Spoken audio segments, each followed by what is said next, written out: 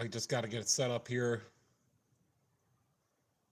Just thought we'd do a little live feed for Tuesday.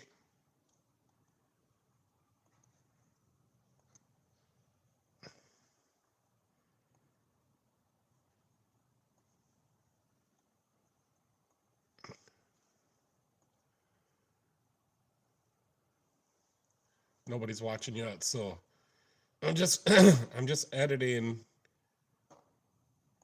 the title and the description. I don't plan on doing too long tonight, so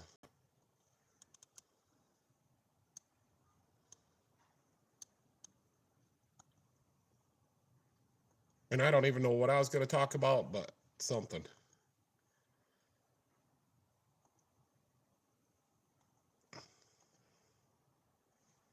Okay.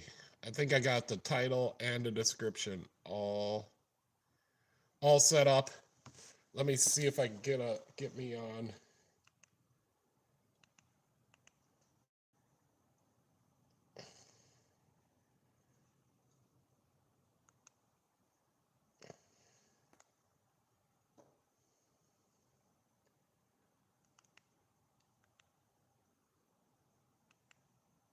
Okay. Just to make sure everything is working right, I put it on my big TV. And if I want to walk around the shop, I can check the comments. All right, there's just one more thing I was gonna do. Pico Boo. Hey, how's it going? Just thought I'd do a live feed tonight. Not sure too much what we're gonna talk about. I was gonna talk about some of the comments I've been getting, but we never seem to talk about too much of the stuff I'm doing. So I could just tell you how my yeah, it's JD, isn't it? Yeah. I was just gonna tell you how my day went. So first I started out I fixed the ball joints for the mailman, and he had a spare tire that I had to put a plug in it, and then when he came to pick up his car, I forgot to fix the headlight. So he had a headlight. Good thing because H4 bulb, and I don't have. I used my last one on a different car, and I just stuck it in there for him. He was really happy. Picked it up. He was happy that it didn't cost him too much either. He thought ball joints were just gonna cost too much money. He spends so much money on them cars, and he does say that he is able to keep going and deliver the mail and fix his car. So, and that's the one I put brakes in a couple weeks ago, and I looked at the brakes and they're still like brand new. So that was a good thing. Um, get back here to my. It was a 2010 Honda CRV. So he's got a 2002 and a 2010 and another car, but I try to. He wants to use all the CRVs to deliver mail. So, hey Michelle. So we try to keep them going, and he rotates them through the shop because they do get worn out. Like one of the last times he was here, not too long ago, the tires were like really good condition, and today when it's in like he needs new tires already.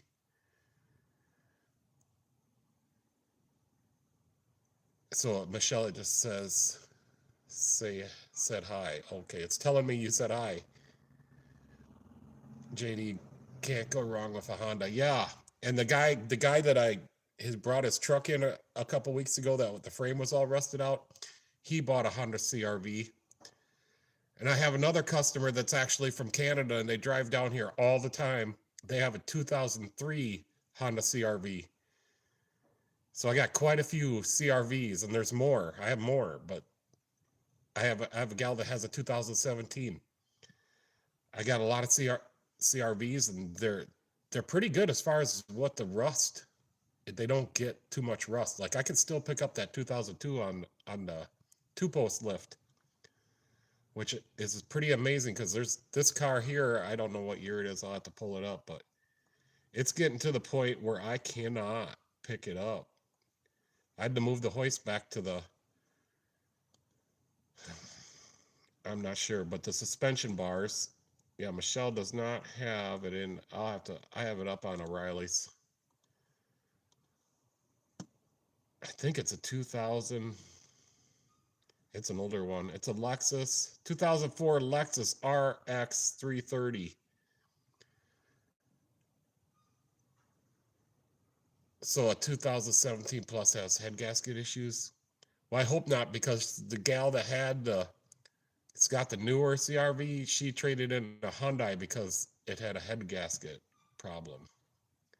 And rather than spend $3,000 on an engine, she bought a newer CRV.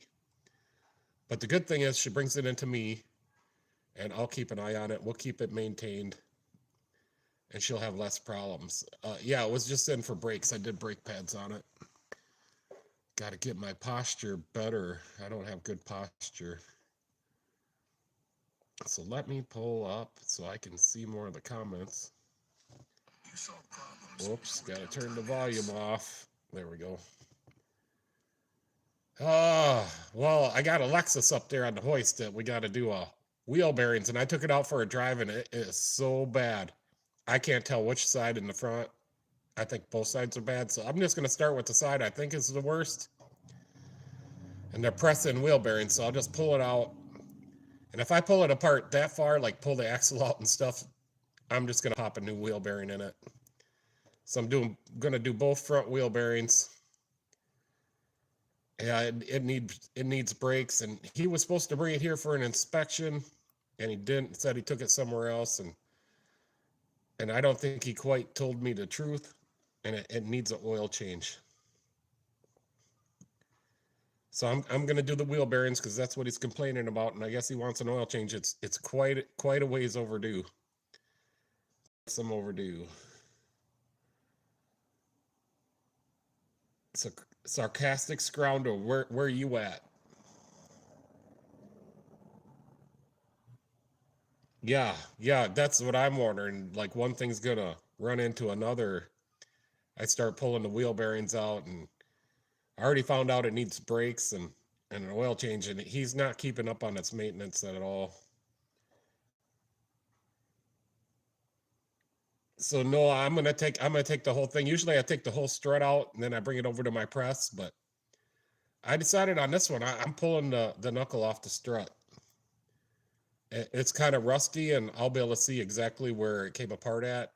And sometimes I'll scribe a line, where the two bolts go through the top of the knuckle there. Sometimes I'll scribe it. I'm usually pretty good at they don't have to get an alignment after I mess with it. And a lot of the newer cars don't have an adjustment there anymore, but it is enough to affect it a little bit. Sarcastic scoundrel, I'm happy as a pig in filth. Just got a new old car, 1961 Plymouth Valiant. Oh, well, that's pretty cool. You need to go over and check out Buff's channel. He's having a live right now, and they're redoing an old Valiant, make it into a, I can't remember what he calls it, but he's making it into a pickup. And they only come from a certain place, like I think Mexico had the pickups, as somewhere down south had the pickups on the Valiant. But yours might be a little bit older than the one he's working on. I'm not sure. But if you go over to his live feed, it's Buff Del Campo, and he's having one right now. And him and Kim, Buff and Kim have been working on that Valiant. So I don't plan on going too long, and he goes a lot longer than I do. So after I get done with mine, I'll probably head over there and see what's going on. Buff was one of the first live feeds I ever seen, so kind of interested how he did it and how he talked about cars, and now I'm doing them. So yeah, I just like to talk about. Usually, I like to talk about like technical stuff on cars. My internet cut out of a good long while. My internet cut out of a good long while. LOL. Oh, so you probably weren't here when I was saying, yeah. So your Valiant, 1961 Plymouth Valiant, Buff DeCampo. If you could find his channel, let me spell it out. He's doing a live feed right now. So here, I'll just turn my phone over here. So Buff Del Campo, and they're restoring and making a pickup Hopefully you guys can see that because I can't see what you're seeing. Buff and Kim right there. They're making a pickup out of a Valiant, Plymouth Valiant. It's got the slant 6 in it. I know that. And I had an older one, like a 1970 model something. It had a slant 6 in it, and that was a really tough engine. Yeah, Buff and Kim. Yeah, they're doing a live feed right now. It just popped up right before I turned mine on. But that's okay, because we'll go over there afterwards when we're done. Yeah. So you just got a 1961 Plymouth Valiant. That's cool. Does it run? Do you got to fix it?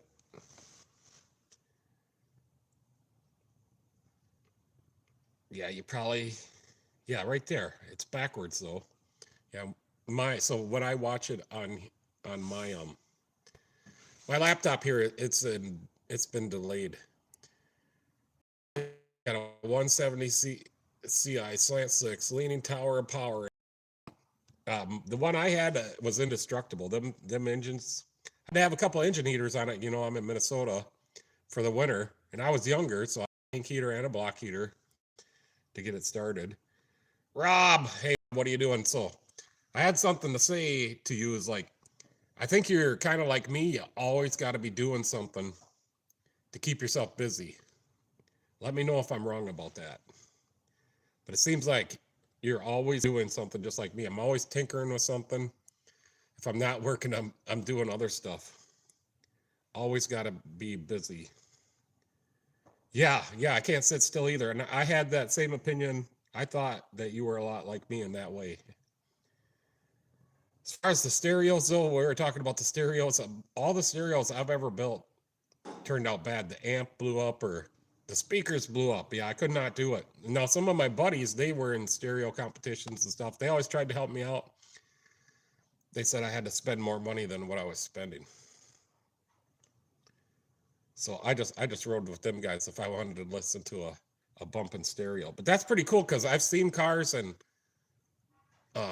one of Michelle's kids' cars had a BMW that was just for stereo competitions, and they made every part in that inside of that car. So I know what you're talking about.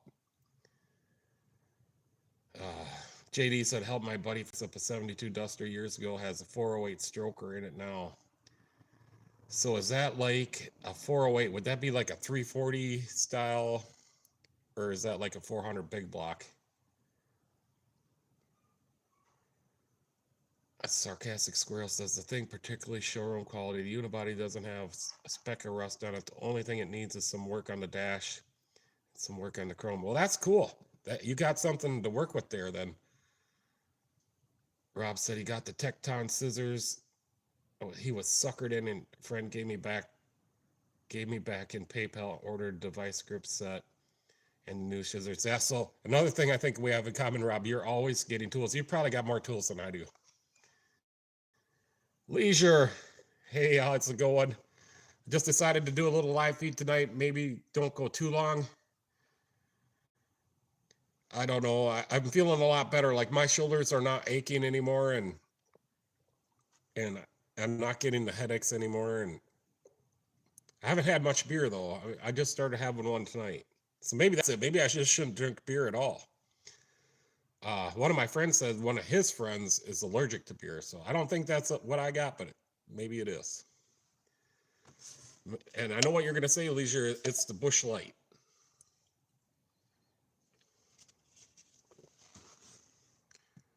So how's the weather in Connecticut?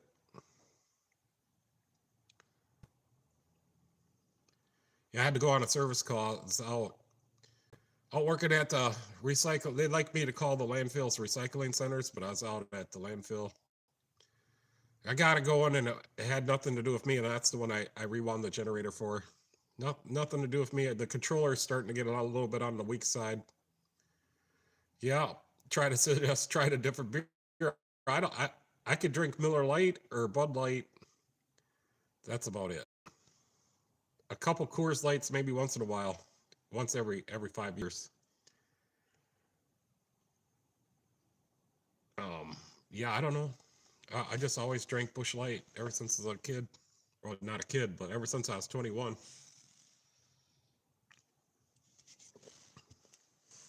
So yeah, I just can't let it sit here all night long and get warm. I don't like, and I'm not going to waste any beer.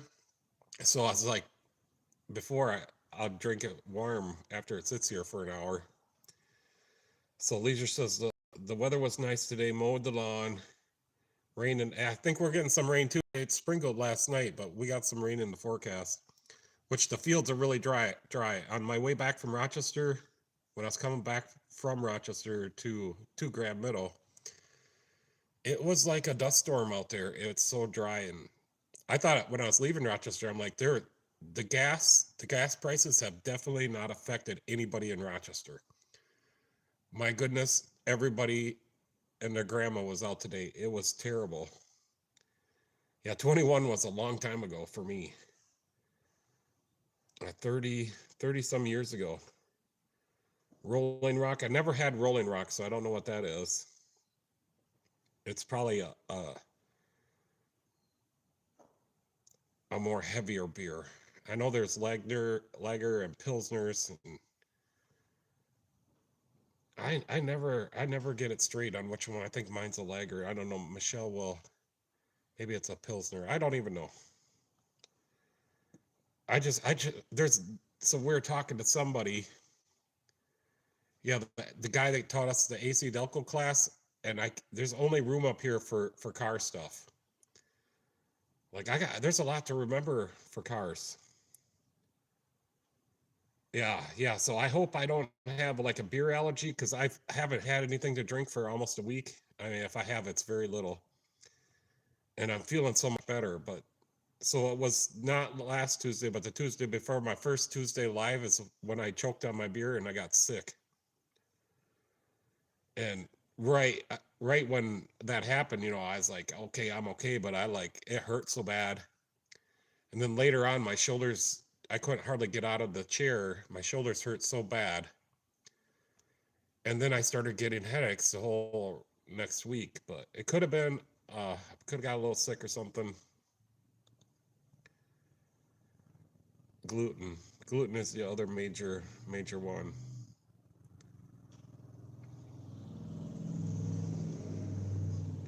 Yeah, I could have had a little pneumonia from it going down the wrong pipe. My dad always got pneumonia, so that was not good. Uh, I put it. It wasn't running good. I took the carburetor apart, cleaned it, put it back together. There's no adjustments on it. It's a 24 horsepower. I don't know if it's a Briggs. Yeah, it's a Briggs. And I like it's missing a little bit on one cylinder, so I put a plug in there, and then it was fine. But then I go out to test it and turn the motor deck on, and it starts popping and banging really bad. So I decided that it's got to be the coil. So tomorrow, and I'll try that. Hey, Alan, how's the car auction business going? So I can't bid on those cars. Where do you bid on those cars at? Because you can't bid on them watching the video. Yeah, the brown bottle flu. Yep. I actually used to switch between cans and bottles, and I think it's time to go back to bottles. A little bit smoother in the bottles.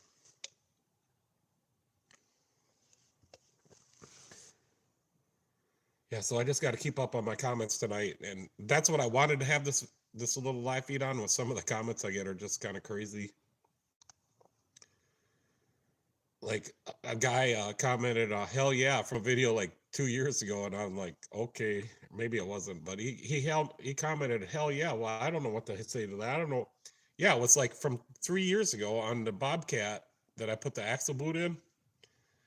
That Bobcat at the time was worth more than anything I had or everything I had combined almost. And the guy he didn't want to pay the $500 for an axle shaft from Bobcat, so he asked me if I could put a boot in it, and I did. Yeah, soda tasted better in glass bottles, definitely. I've been trying to find some Dad's root beer, and I can't find it. We I don't like the A&W root beer in the can. I definitely like A&W root beer if you go to A&W. But Dad's root beer in the can, it's too bad. And we got some, you know, glass bottles, but then you got to recycle, and of course I recycle my cans too. It's just not so I got to go get a can of this root beer I got, and I got to ask you guys, and I know you can't talk to me, but you can tell me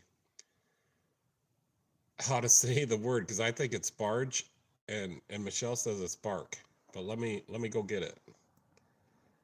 Yeah, our last A&W that was in Spring Valley closed a year and a half, 2 years ago probably. They had such good food, and you could drive in, and the A&W, the root beer was good. I think there is some more barks. No, I think it's barge.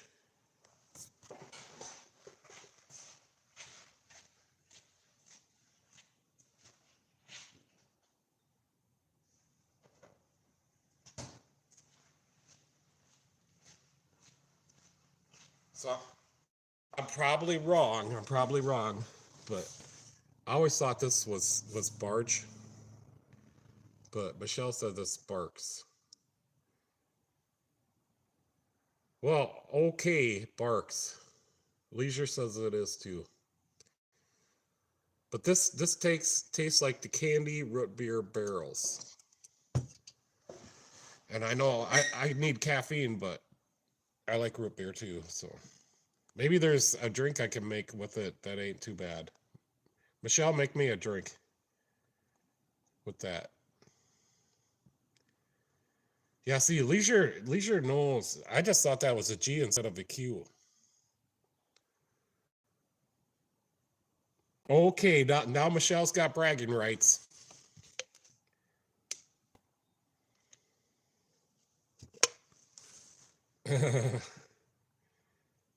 So yeah, tomorrow shouldn't be too bad of a day. Just some pressing wheel bearings and an oil change on that. Get that John Deere running, and then I bought a Harley Davidson Sportster. Me and Michelle did, and we got to get that running. Because I'm thinking I'm just gonna flip it. Spring Grove soda makes good root beer. Hey Benny, yeah, I should try that. Where do you get that at? Spring Grove soda. Bark says a bite. Yeah, it's got a little bite, and so do the dads. I like the dads, but I can't find it anywhere. I think there was some at the Dollar General. Just we pulled up to get something, and I'm like, they got dad's root beer, and then we're like, well, we're gonna come back tomorrow, and then they didn't have any. Yeah, so I just got to finish the carburetor on the Harley, and maybe check the oil, make sure it doesn't need a change. Now that I know where the oil filter is, Stewart's. Rob says Stewart's has really good root beer. Is that like a restaurant?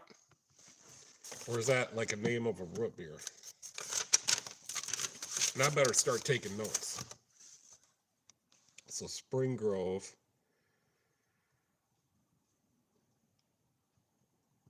Soda.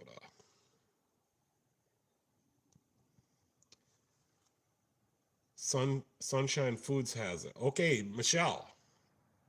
Benny says that's some good root beer. We got to stop there and get some.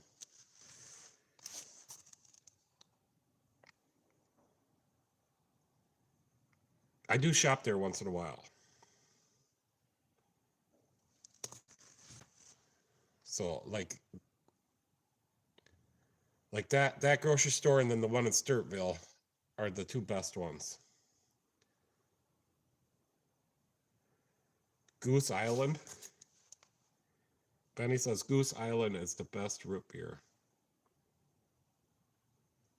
Looks like we got a bunch of root beer to get.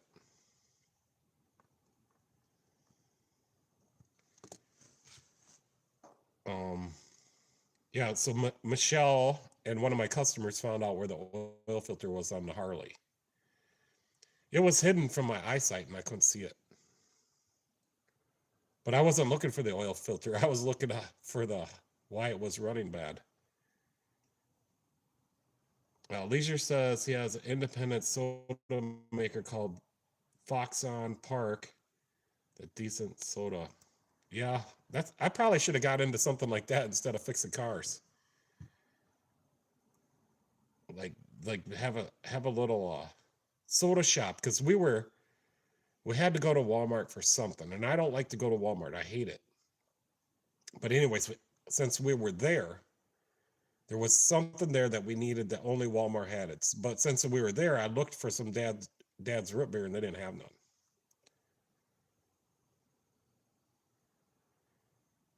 I don't know what you're talking about, Michelle. It's on the left side in the front. Yeah, the oil filter.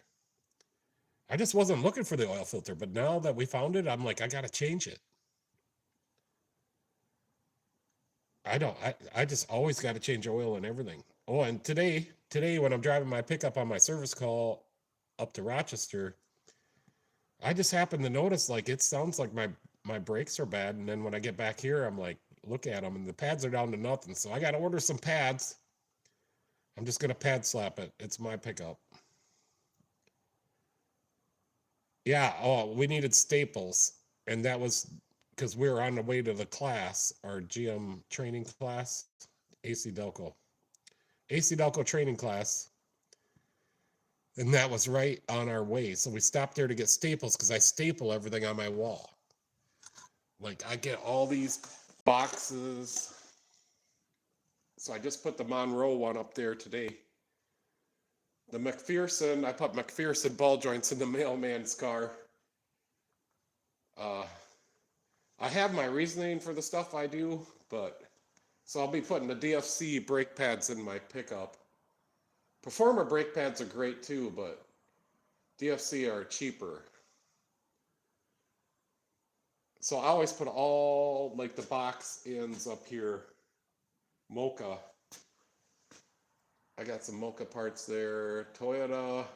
Lots of Napa stuff up here. O'Reilly stuff. So anytime I get something cool, like that Ford Power Stroke one right there. Well, anytime I get something different, I put it up here. Or down here. These are older, so the older ones are all down here. Cloy's. Lube Guard. There's a GM. Moog is not any good anymore. Then over here is like oil change stickers that are from different places, and like here, one of these is a brand new car that I did the first oil change on. Right there, 5,000 miles. That was a brand new car. They brought it to me to do the oil changes after they bought the car. Oh, just little things I put on the wall.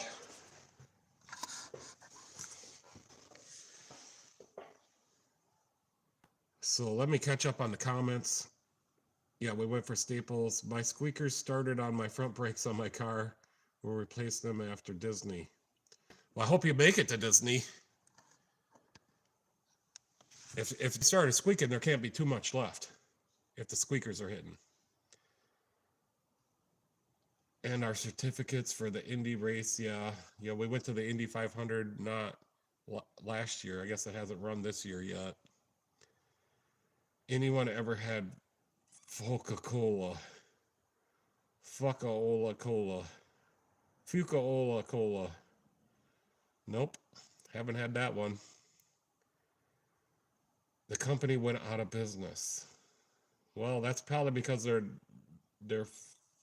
Fuca-ola name was nobody could say it, and it rhymes with something else. Makes sense, Michelle says. We are renting a car to do. Oh, that's good, because your brakes might not make it that far. And we'd take the wife's buggy, not mine, if we had to. Okay, so she's got a bug, a beetle bug, Volkswagen, or what has she got? I got a lot of female customers that they have Volkswagen Beetles. I must have like six customers with Beetles. No SUV, just call it our buggy. Mitsubishi Outlander. Yeah, that's a good car to have. Mitsubishis are some good ones. I think in the older days they leaked a little oil, if I remember right.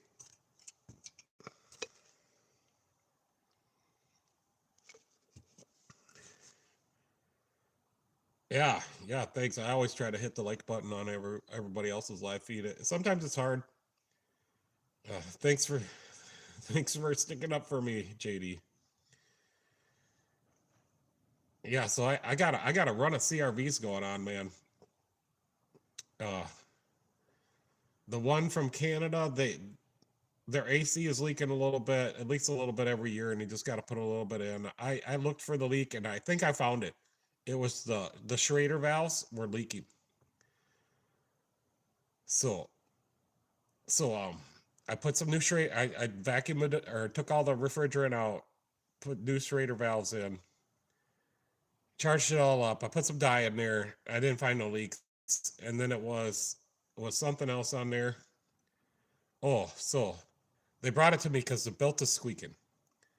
Well, I can see the belt is all jumbled up, like it's got something on the outside, the flat side of it, and it's walking back and forth on the pulley, the idle or the tensioner pulley, causing it to squeak. Well, I lifted it up, and sure enough, the front crankshaft seal is leaking, and it's leaking pretty bad. Like I don't want them to drive up to Canada with that bad of a leak. Plus, it's going to ruin the belt. So I told them, yeah, that's a pretty easy job. I could do it. I did not realize that I wasn't going to be able to get the bolt out of the damper. I don't have a way to. I got some big sockets, but not one for that, and I got to get one now. Riley's didn't have one. A friend of mine does have one, so if it got to worst, I could have got it. But so I'm trying everything to get this bolt loose, and finally, I'm like, I even put the breaker bar on it and cranked the engine, and it just stops the engine. I felt bad for the crankshaft and the starter, but I tried it, and it still. I tried it 3 times, and it wouldn't loosen it. So then I did some heating on it, heated it up, and I felt it was getting too hot. I might wreck the rubber on the vibration damper. So then I'd cool it off, heat it up, cool it off. Finally at the end, I used the air, yeah, weighted socket. I don't have one. It's a big, thick wall socket, and I know I should have one. I just don't. I don't do a lot of Honda front crankshaft seals or timing chains or anything like that. So I did finally get it out after a couple heat cycles and a fresh battery on my impact. The air impact, I mean, maybe that was helping, but it didn't get it. But yeah, that bolt, I was struggling, and I didn't think I was gonna get it, but I got it. The damper just slides right off. Uh, pop the old seal out, put the new seal in. I did put a little Permatex on the outside. I don't know why, I just did. I thought it might help the seal go in. Yeah, I had some swear words, and good thing Michelle wasn't out here. By the time she got out here, I already had the damper off. But I was struggling on it, and I couldn't charge them for all that extra time I had into it. So yeah, I had to take a little loss for me not having the weighted socket. And my brother was coming in that day to do something, drop me off some tax paperwork. And he has a 3/4 inch impact in his truck, and I'm like, as soon as he gets here, I'll just put the 3/4 on it. That's what I had to do to the Volkswagen, but I got a special socket for the Volkswagen axle bolts now. But they're in there just like that crankshaft bolt. So JD says before he got the weighted socket, he would heat it up, heat up the washer a bit, and usually the bolt comes. Yeah. So there's a big washer on it, and then a built-in washer to the bolt. And I was heating on the built-in washer, but it was getting to the big washer too. Yeah, A good thing I didn't hit my head or anything, and good thing that breaker bar didn't slip off and hit me when I was cranking the engine over. But it couldn't hit me when I was cranking the engine over because I was cranking the engine over. But it slapped up against the frame pretty good. I'm like, it had to have come loose, but it did not. Yeah, nothing's ever easy. Oh, I got a Subaru rear wheel bearing coming in, I don't know, in a week or two. Yeah, we're scheduled all the way out to June already, so we're pretty full. I got a Subaru rear wheel bearing coming in, but it's a newer Subaru, so I don't think it's going to be stuck in there too bad.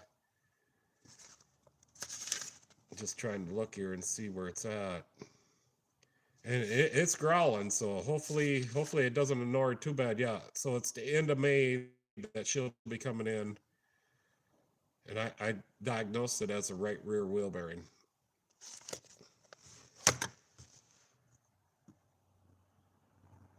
Allegedly, Michelle, allegedly.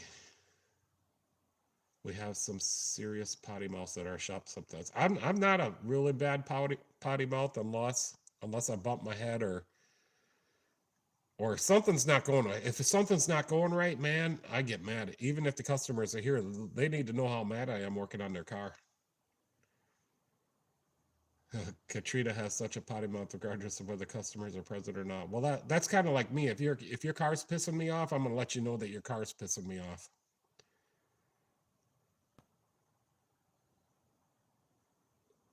Nope, I don't have the one where you put on the lug nuts and hit it with the sledgehammer.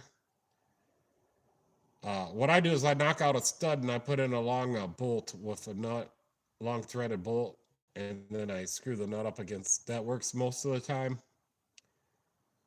The ones that don't work like that, then I'll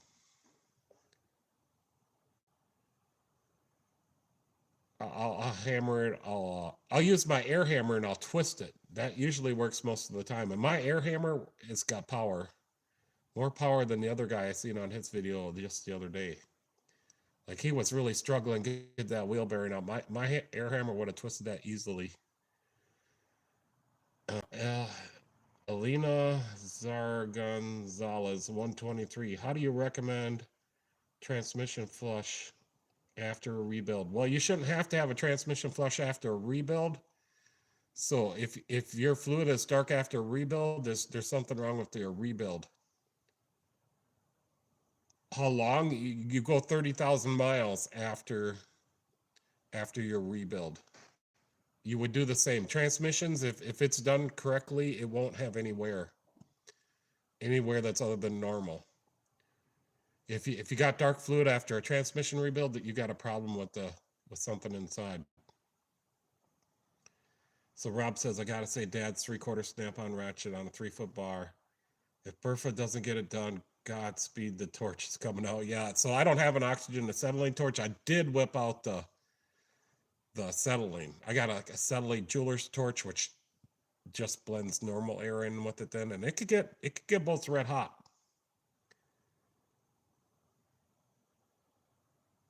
Yeah, that's the guy I was talking about. His air hammer's not working anymore. He must not have that good one from.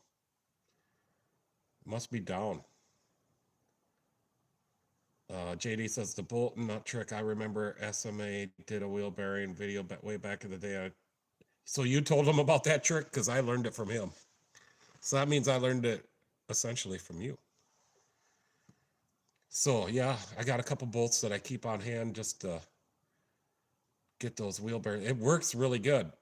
And even if it doesn't break it loose, you put some pressure on it and hit it with the hammer, and it does knock it loose then. Once you knock it loose, you can get some penetrating oil back in there, and then you can get it out. I've done a couple Subaru wheel bearings, and I've not had any trouble yet. And I shouldn't say that because the next one's just going to suck. 10 years ago, yep, okay. So I just got led onto his videos probably like 5 years ago, and then I watched them all. And he's really good. I like his videos. Sometimes I don't like his sarcasm and stuff like that, but I like how he can fix the car. So it's my idol.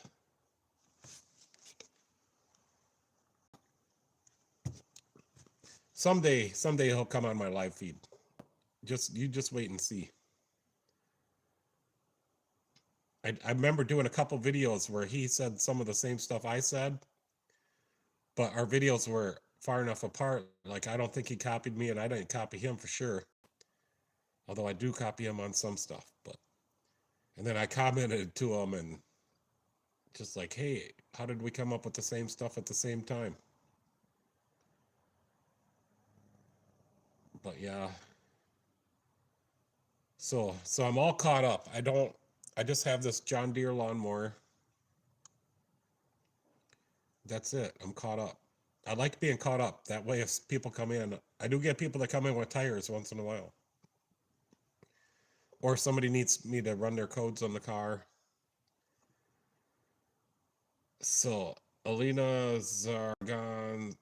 Gonzalez 123. Why do you think you need a transmission flush after a rebuild?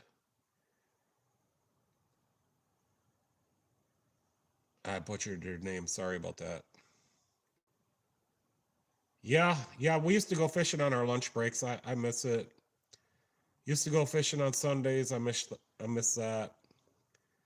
So I got to get my fishing pole and my tackle box out of the shed and put it in the motorhome. So when we go on a trip, the only thing about that though, you got to get a license, whatever state you're in. Too bad they didn't make like a universal fishing license or like a vacation license that just covers you. Federal.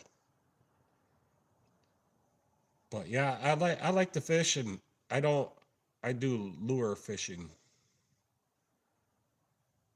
Soft plastics. Yeah, I don't know how to like fly fish.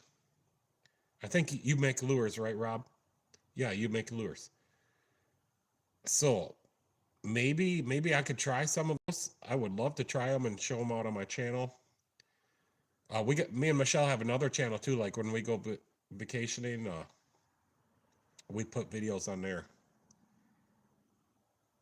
Yeah, just like a one time. It only covers like when you're on vacation or something because you're not living in that state. I know every time I go to a different state, I got to get a fishing license. Like Iowa's just only a few miles from me, and Wisconsin's a little bit more, but Wisconsin's got some great fishing spots. Or the license you have in your state covers you when you're on vacation. That would be great.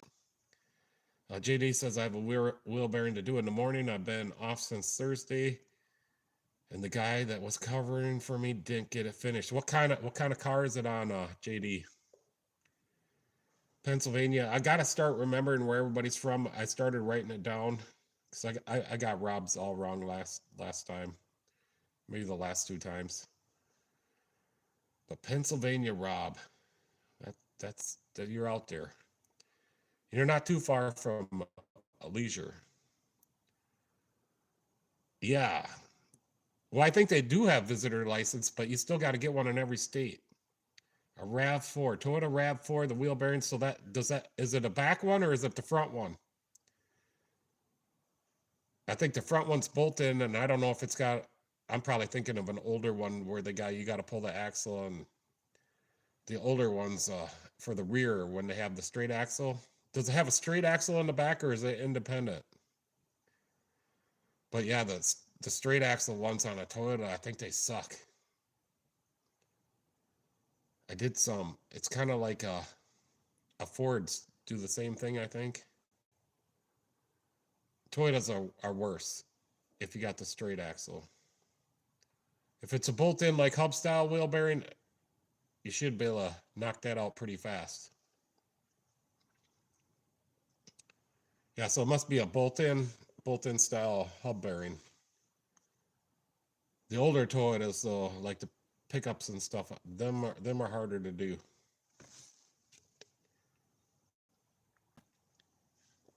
I think I've only done one. But I'm more set up to do like that style. I just did wheel bearings where I had to pull the axle out, and you got to knock off the lock collar, knock off the bearing, and put it all new on. Yeah, so it's just stuck in there a little bit. Hopefully it's got some good penetrating oil on it. And I can't get it out of my mind that you guys can't have brake cleaner. That sucks. And you got to use a mass airflow sensor cleaner.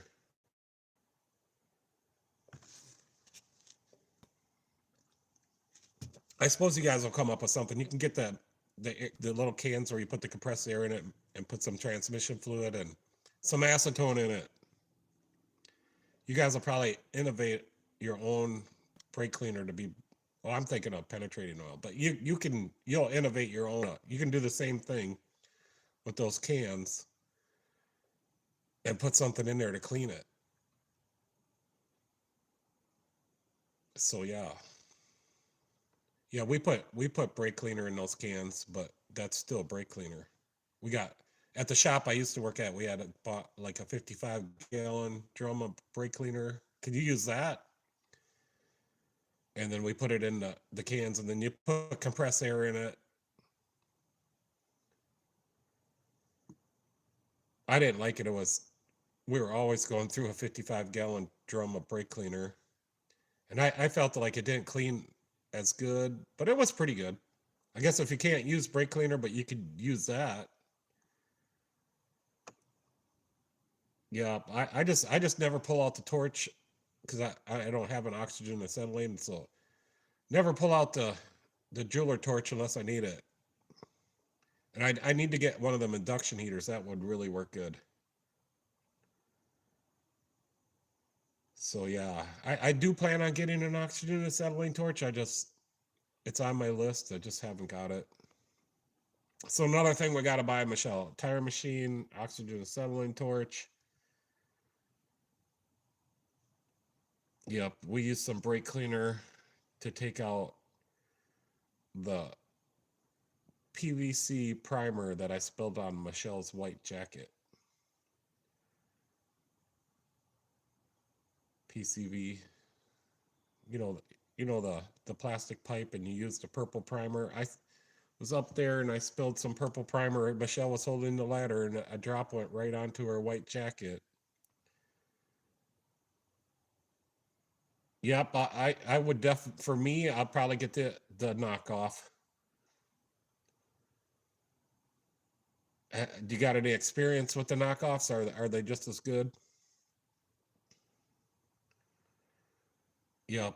If we got to keep buying this stuff, there's no more date nights. Yep.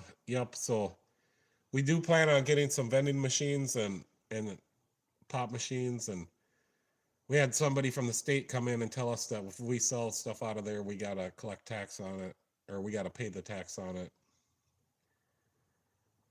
Not sure if it's YouTube or if you haven't put many shorts out. I haven't seen. Yeah, I've been putting one out a day. Besides for Sunday, I did not get one. Yeah, it's okay. You'll catch up eventually.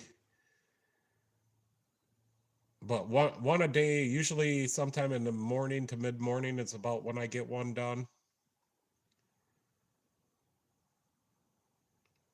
Yeah, I don't know if we can sell a Jägermeister without a liquor license.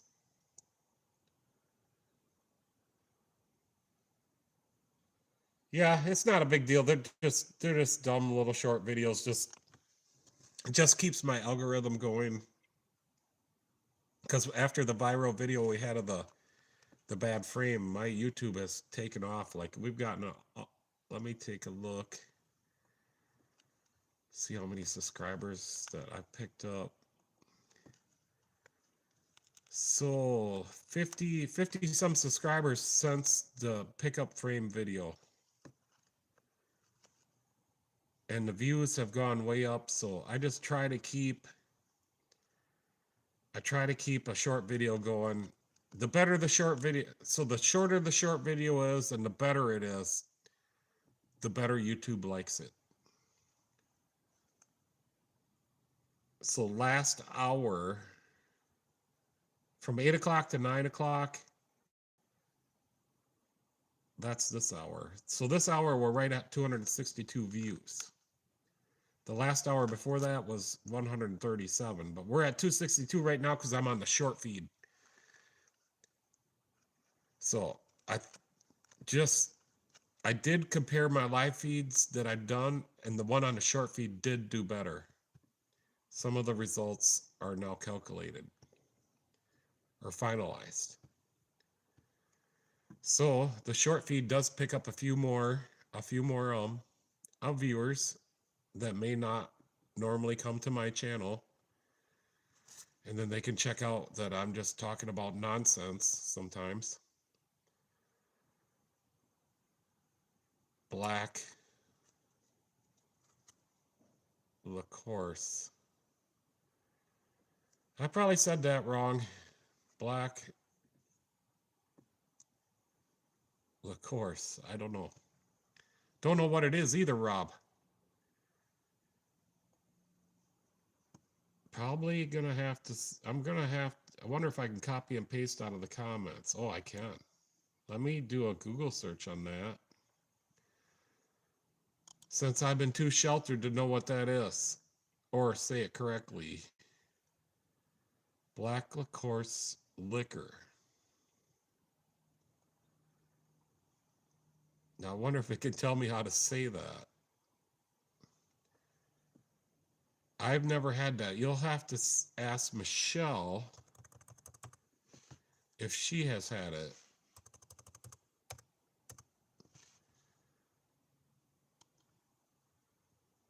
Still is not giving me a pronunciation on how to say that.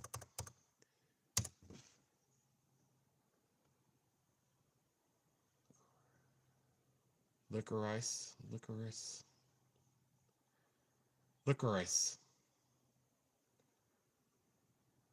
British English.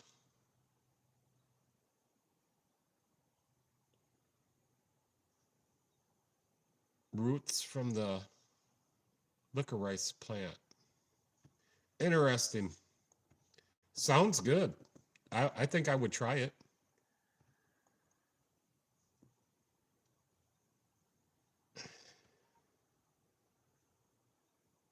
Twizzlers. Leisure says Twizzlers. Yeah, I got some Twizzlers right here. Licorice. Licorice, is that what I'm supposed to say? Licorice. Michelle saves today again. Michelle whip him into shape. Black licorice. Yeah, I don't know how to say that. Is that how this says licorice on it?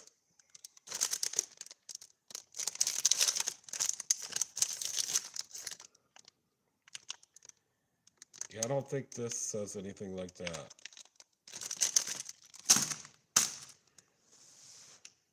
Okay.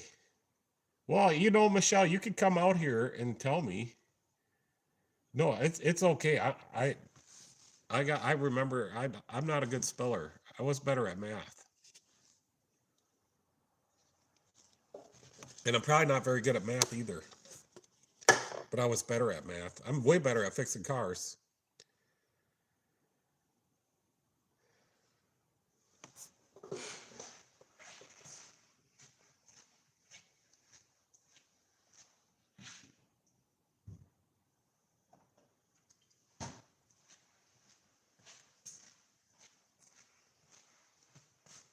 Up, I think she's coming in here to give me.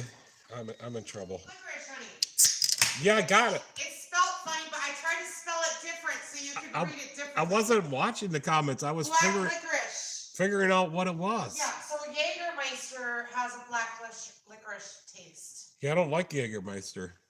Well, you don't like black licorice either, but we got strawberry licorice. So Rob says the red stuff gives me major headaches. Allergic to it. No, nothing crazy, just headaches. Oh, weird. I missed it. Yeah, well, Michelle's got them right here for me. She takes care of me. There you go. She's got the shock collar on you. No, not yet, but she'll get the paddle out. The attitude adjuster. Her paddle's called the attitude adjuster. You want me to go get it? No, I don't need the attitude adjuster. No, then you can show them. I'm just glad she ain't got the one with the spikes on it yet. Well, you're the one that was trying to order it. Yeah, and then I went to Menards today to get more washer fluid. Every time I go to Rochester, I got to get washer fluid or I'm out. And they had this hat for $4, so I bought it.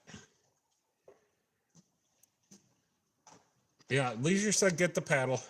Okay, I'm going to go get the paddle. No, bad idea. No, I won't use it. You've been good so far. I may have to run.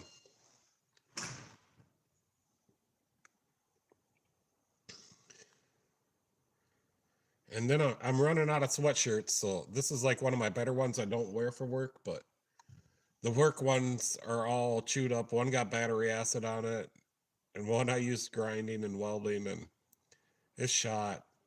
And the one I got left is so dirty. And I need a sweatshirt still in the mornings. It's kind of cold, or at night. Yeah, just the Harley. I'm excited to see if I can get that thing to run better, so I can feel like I got a good value for my money. Yeah, yeah. Oh no, here she comes. I was just gonna go lock the door so she couldn't get in. I know the code. You can't lock the door. Yeah, I can't lock the door. It's got a code. Where's it at? Yeah, you got it. You got it? It's just delayed on the computer. The attitude adjuster paddle. I gotta make sure I ain't gonna get whooped. Oh, yeah, I won't whoop you. So yeah, I mess up and I gotta get the paddle. Yeah, No, it's been a long time. I don't get the paddle. I get it used on me. You get what? I get the paddle used on me, Yeah, right in the fucking upper thigh. right on the noggin. No, on the thigh. No, I'm just kidding. It ain't that bad. She doesn't abuse me or anything. If anything, it's the other way around, and it's not physically. It's probably more mentally than anything. Yeah, I think a Leisure could be right on that one. I'm afraid to go in tonight. Good thing I stopped at Arby's and got us some food. So I think we're set on food tonight. Although there's another beef and cheddar left that we're gonna split tonight. So yeah, it's hard to find like a good fast food for me, and I like Arby's. Blink twice if I'm in trouble. I'm in trouble. I'm always in trouble, one way or another. But Michelle did when I was gone on my service call today. She cleaned the shop. She put the slips in. She did a bunch of organizing, and she washed the floor, swept the floor, washed the floor, and took care of all the customers that I already had all the scheduled work taken care of. But people come in all day long, so I asked her if she would man the shop, and she did. And she said as soon as when I left is when she came out, or she came out before I left. And she said she never left the whole time I was gone. I know I was gone 4 hours. It was a little more difficult today than normal, but it was working when I left, so that was good. I don't like to fail when I'm on the service call, but sometimes something's wrong and you gotta bring the part back or get a part, but I was able to get them back going today, and it was too windy for them to do too much today, so they just were making sure it was working, and then I had to look at another machine, a brand new machine that doesn't work right. And they got a mismatch on their magnet to their generator. They got way too small a magnet. But the generator was putting out 230 volts, and everything was fine on that end. And it was a brand new John Deere excavator, a 300 excavator, John Deere 300. And it had a Gemma magnet controller, which I don't like those.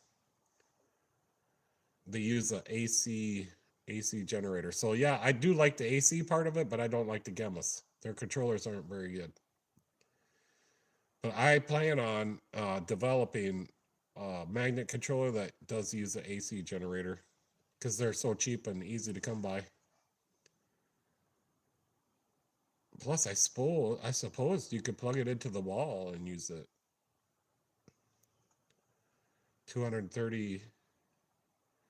240 volts out of the outlet on the wall. Sure. I guess that's where I used to work. That's how we were in development of them back then. But and we had a big variac, so we could turn down the, and we used three phase, so we could turn down the power to whatever we wanted or turn it up to however high it would go. Or whatever the input was at is as high as you could go. But I think we were at 440, 480 of a great big what am I trying to say? Variac. Three-phase variac. And then we had a big rectifier too, so we could run up to like 100 amps DC output with this big rectifier.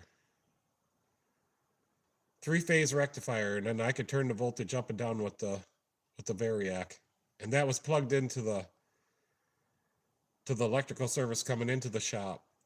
And I do remember that we fried a transformer outside one day, and we lost power in half the town because of us. But then they upgraded our service, so that wouldn't happen again.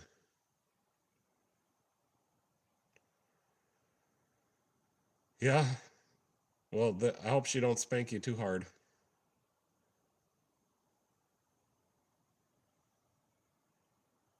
So yeah, I think I'll stay on like a half hour more, maybe another beer. Yeah, and we do probably we should get something ready for the parade, and all I have is a Ranger, so we got to get the Ranger decaled up and cleaned up, because the decals I have on it now, it's full of recycling right now, but it's mostly gray, so we'll keep it silver. And then those back decals got to be changed. But yeah, that's just this week's recycling. And it was I wanted to take it out today, but it was too windy. And then there's the John Deere. Then I got to get that done. But the parts will be in tomorrow for that. And then the Harley we got is back here. And I got the carburetor off. And I found the problem. So the carburetor intake gasket boot is ripped. I don't know if you guys can see that. Probably not, but it's ripped right here. It's ripped. Bad lighting.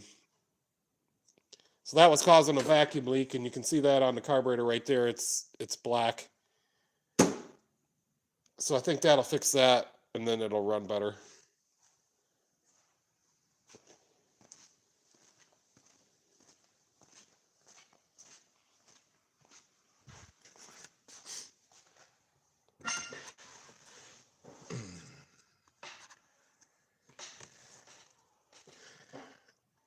So, yeah, Michelle says we recycle everything. Rob says, I'm done with the garden, just got a plant now. So, all right, good. So you got garden boxes. You were working on something with the garden. I remember that. Around here, we got to have a raised garden because of the rabbits. Or fenced in really good.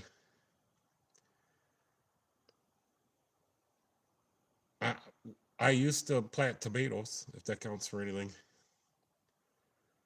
It's a dry county around here. Leisure says it's a dry county around here. I need to return some cans and rectify the situation.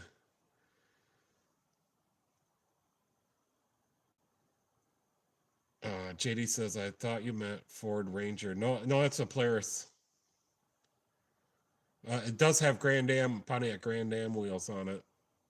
1997 Grand Am GT wheels. Yep, so I did find Michelle, and one of my customers found the oil filter. I felt so embarrassed, but I wasn't really looking for the oil filter. Still don't know if there's a plug on the bottom of the engine that drains it out of the tank. I don't know.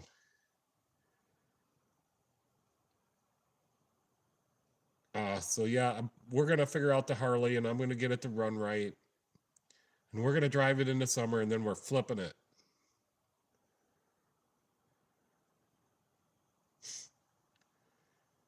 Yeah, so I probably shouldn't do that. I should make sure I say Polaris Ranger. Yeah, every week we got to take recycling out. The bins are just down the road. It's like 4 blocks away. We can't get the filter. Yeah, so if I buy an oil filter, I'm probably gonna buy a chrome one because that bike's all chromed out. Yeah, the oil filter. Maybe that's why I couldn't find it. Everything's chromed out on there, and it's got a black oil filter. I don't know. I didn't really look for it. I wasn't. It was on oil change day or the next day after, and I was just making a joke, to be honest with you. But I didn't know if it had an oil filter or not. I assumed it had to, but from the little bit I looked at it, I didn't see one.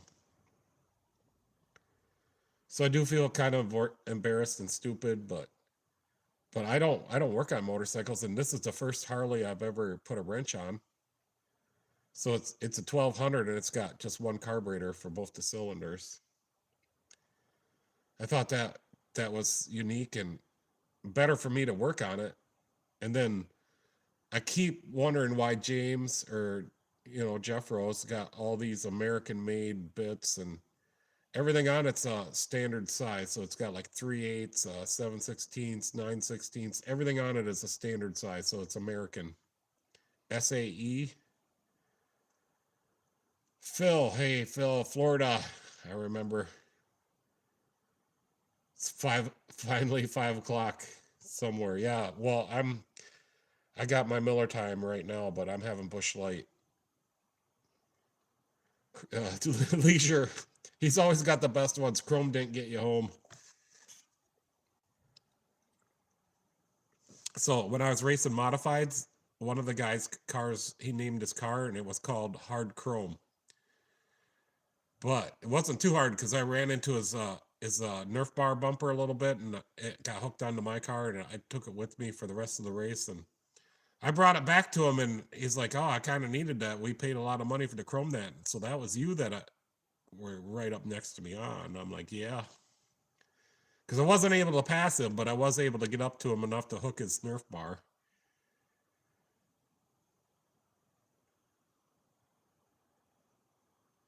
It's gonna. Leisure says it's gonna be a Miller time tomorrow. Youngling, my guy. Well, I'm. How old are you, Phil? I'm gonna be. I'm 50. I'm 52. Yeah, hopefully that's pretty young. I don't think my timeline of my ancestors or my family timeline. I think we go to like mid 70s or 80s. So I'm most of the way there.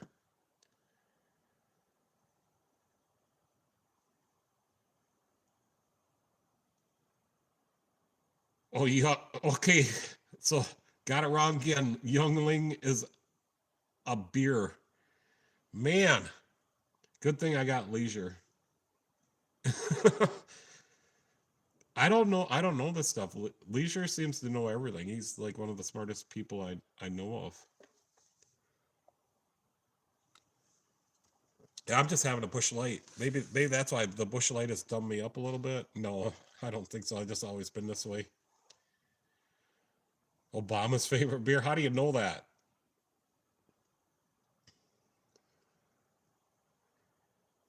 Yangling.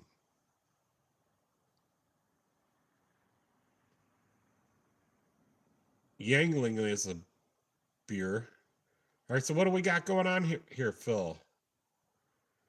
What are you talking about? Try not to confuse. You guys try not to confuse me too much. It's not that hard. You guys will be laughing too much.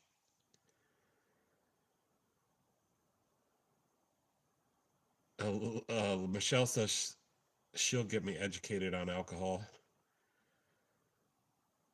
Bud Light, throw that in the garbage. Yeah, I guess they Bud Lighted themselves is what they call it. I can't remember what they did, but I know about it, but I've forgotten. I think they done it twice.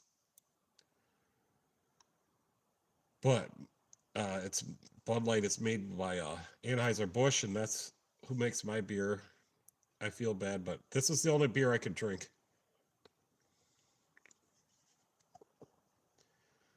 Yeah, I can drink a Budweiser. I remember when they had Bud Ice. I liked Bud Ice because it was like 7% alcohol. Only needed a couple of those.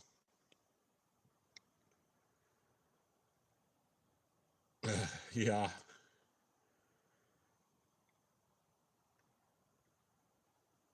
Bud Light just has a bad taste.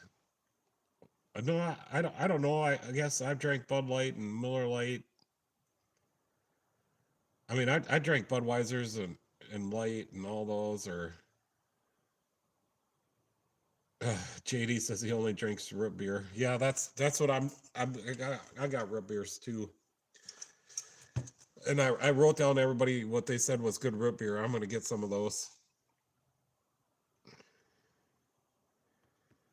Yeah, Long Island iced teas. That's too much. Too much alcohol in those. But that looks like some German word. The green monsters.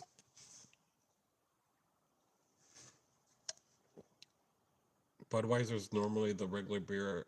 Yeah, Michelle likes Budweiser. Yeah, we're being conservative on our money and trying to save up because we want to go to Florida and just see what the weather's like down there. At least I do. I don't know what part of Florida do you live in. I was looking up Raymond.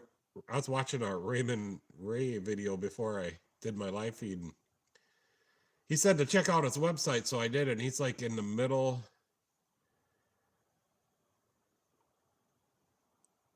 On the West Coast area. Some German word, yeah. I'm not even going to try it.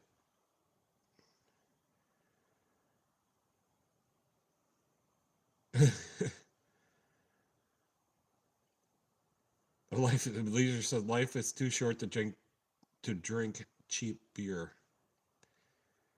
Well, I don't think it's bad for you.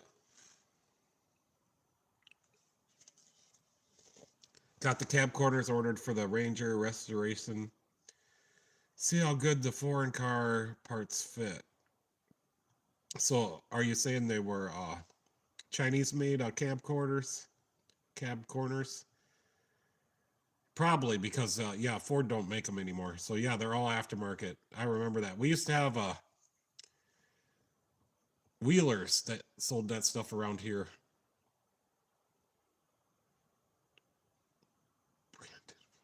Yeah, that's so I was just looking at that. Are you close to Raymond Ray or where you at? Yeah, Michelle says she wants to buy a yacht, houseboat, and live on the water. Yeah, but then where are we going to park the motorhome?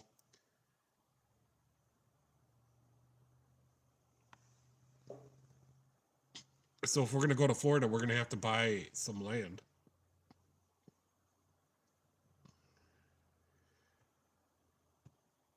Taiwan parts got the LS swap going in. Wow, so that thing's going to be LS powered Ford Ranger. That's going to be hard to handle.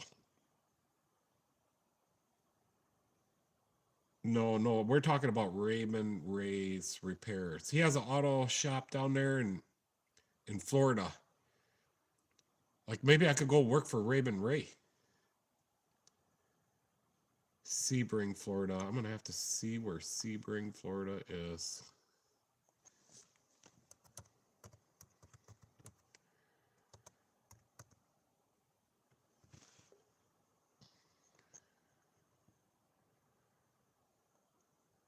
Yeah, so you're in the middle southern. Looks like you could drive the same amount of miles each way to get to the water. Besides for that lake.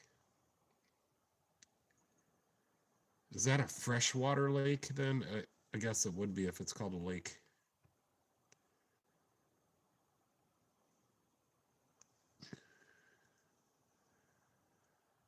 Everyone will be in sweatshirts if it's below 70. JD says he saw LS swapped Early's 80 Volvo two-bore wagon today. Holy crap. That would be cool. gotta get back to the right page.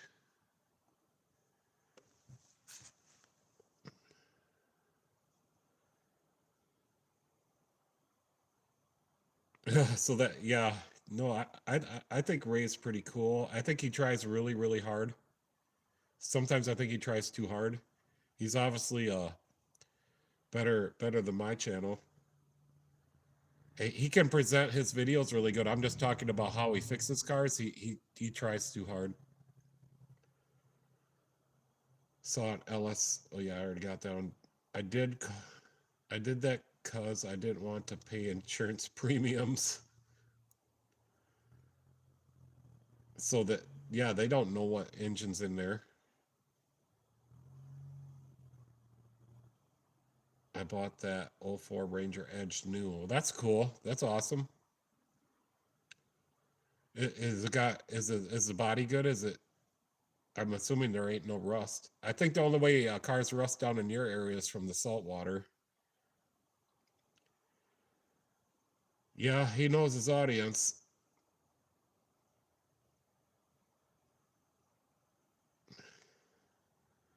Cold as heck today here. 32 degrees to start, almost 70 to end. Well, that's a pretty big swing. I'm not sure.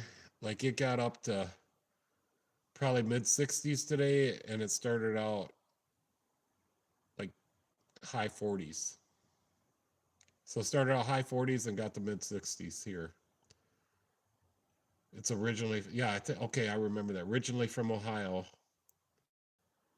It's like 50 now here in Connecticut. Let me see what the temperature is here.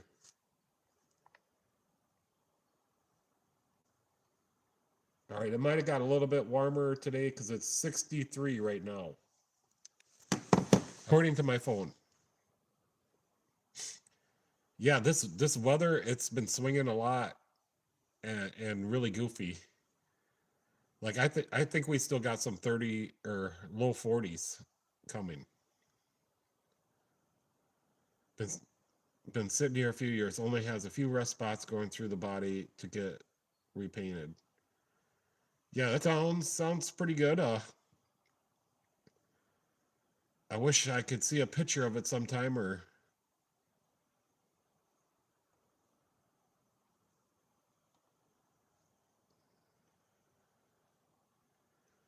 so Phil, you got 16 subscribers. Now 17. You should do a YouTube channel. Let me get back.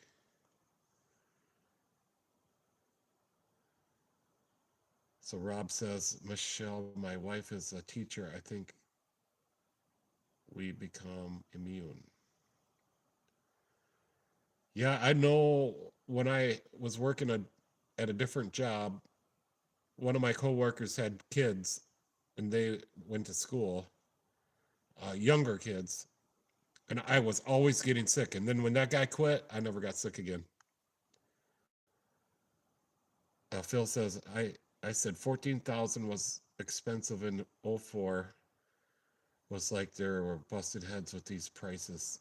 Yeah, I know. It's just I think it is a little bit out of control now, but that seems a little expensive, but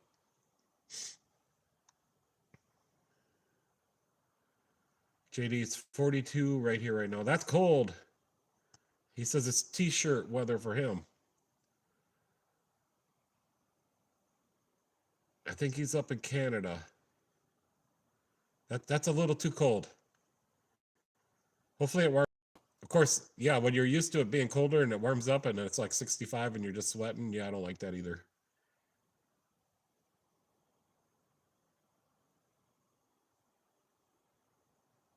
Yeah, but I don't think I got immunity from it. I got sick from all them. Of course, I don't take any medicine unless I have to, but I've always done that. I haven't been to the doctor for at least 30 some years.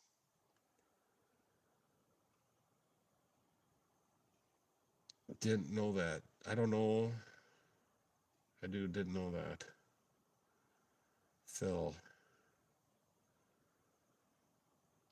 Oh yeah, yeah, yeah. Phil, you got I think 18 subscribe. I just subscribed to your channel. Where is Phil? Yeah, 16. So you're gonna be 17 now. Cool.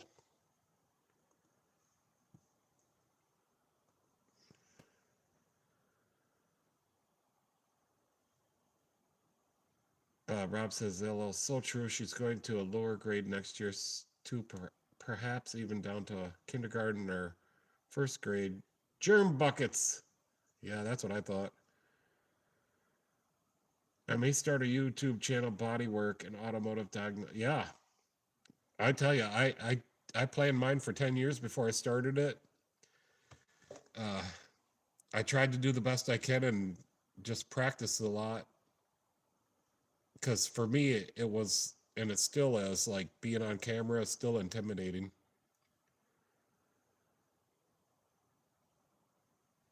But yeah, I started at the bottom and worked my way up, and I did not have no viral videos. And finally, I'm making a little bit of money now. So, so this is what I got. I got just over 2,000 subscribers, and we get some pretty good views on our short videos. Actually, really good. I'm very grateful. And let me see. So as of today, in our projected, I gotta just refresh this. So as of today, and our projected income for the 28-day period is going to be right around 130 bucks. It's 129.81. So I'm making, yesterday was $3.91. Day before that was $4.45. Day before that was $5.01.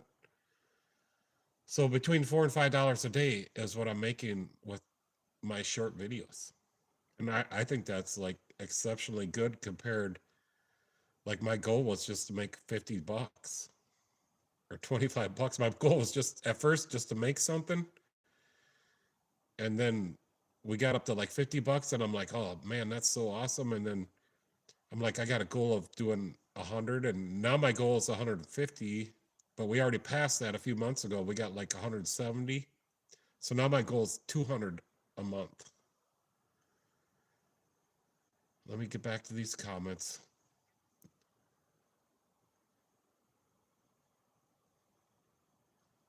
So yeah, I have to work whether I'm sick or not.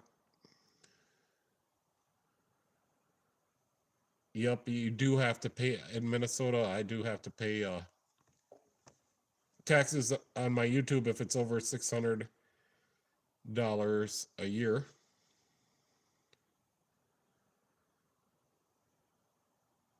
Yep, I do have to pay taxes on that money. So it's like she called it they even sent me a 1099, or no, it wasn't a 1099. It was a special form that YouTube had sent me for my taxes, and she called it I can't remember. It's been a month now, or my taxes, but it was a special term she used for that money that I got from YouTube. Is she said it was like for priority. I'm just trying to think, like I invented something and proceeds off of that. So like you wrote a book and you made proceeds off a book. Well, that's basically what we do. And my tax lady was like, "What is that?" And I'm like, "Well, I have a YouTube channel." And she's like, "Oh, that's cool." So I don't know if she's subscribed to my channel, but she's aware of it.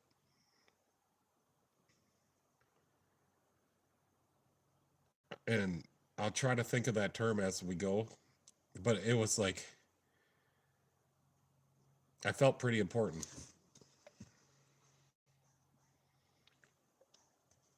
Yep, Uncle Sam wants their money for everything, and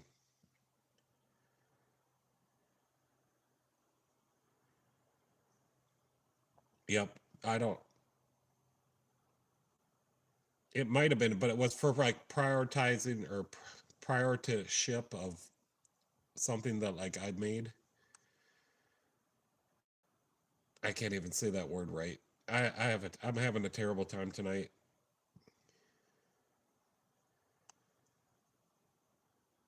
But yeah, it was a special form. YouTube sent it to me, and then I gave it to my tax lady. And I think I'm gonna get a new tax lady for next year. No offense or anything, but I might have to hire an accountant to come in here every quarter and do it. Yep, you're not allowed to make any money.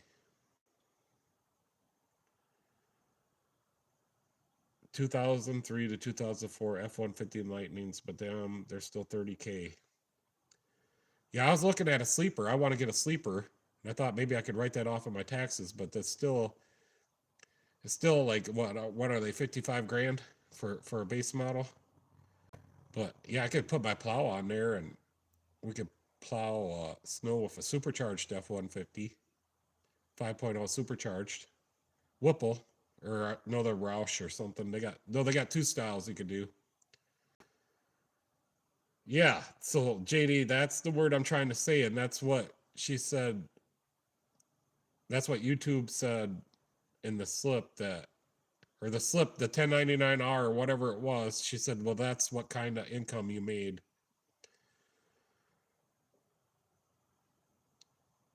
So yeah, it's just like copyrighted stuff. If you make money off of that, or you write a book, you make proceeds off of that. So YouTube's the same thing. I do videos, and basically my content generates that revenue. Or like if you're Raymond Ray, I'm sure he makes $100,000, $500,000 a year probably. He makes a lot. Proprietary, yeah, that's what I was trying to say. See, JD, you know how to communicate to me.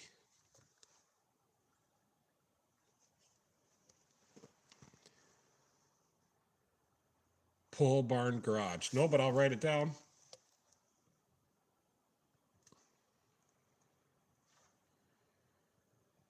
Maybe I did. So what do they have on their channel? So maybe I can be refreshing. I'll watch shorts on my break, or long videos if they're interesting. I'm not so sure it's even the next tax bracket. It's just that.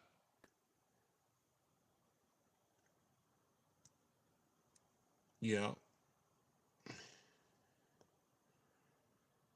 I don't know, but I gotta hit the hair dye. Gray's coming in. Yeah, my gray's coming in too. All my brothers, or at least my younger brother, that's the next youngest to me, is completely gray. So I've just escaped it a little bit. Yeah, I just hate to, if I put parts on, I can't do that. You know, somebody comes in with a tire repair and it's $10 or whatever. Might be able to hide that one. I do have a lot of customers that pay in cash, and sometimes it's a large amount of cash. He's some guy that used to be an industrial electrician, guess, full-time YouTuber, mainly rigs, old cars. Yeah, I don't think I've seen that one, but I'm gonna check it out, Phil. Yeah, I don't want to go to jail, so I record everything. Everything's recorded. I was just watching a video from a Royalty Auto Service where they got sued, and I don't take pictures of lights on. Maybe I should start doing that. Like if your service engine lights on before I bring the vehicle in, I record that on the invoice. I already had one customer like hint like they might want to sue me, but since it was recorded on the invoice that the light was on before they brought it in for the oil change, I think she changed her mind. She wanted to blame me. She wanted me to fix her service engine light for free, put it that way.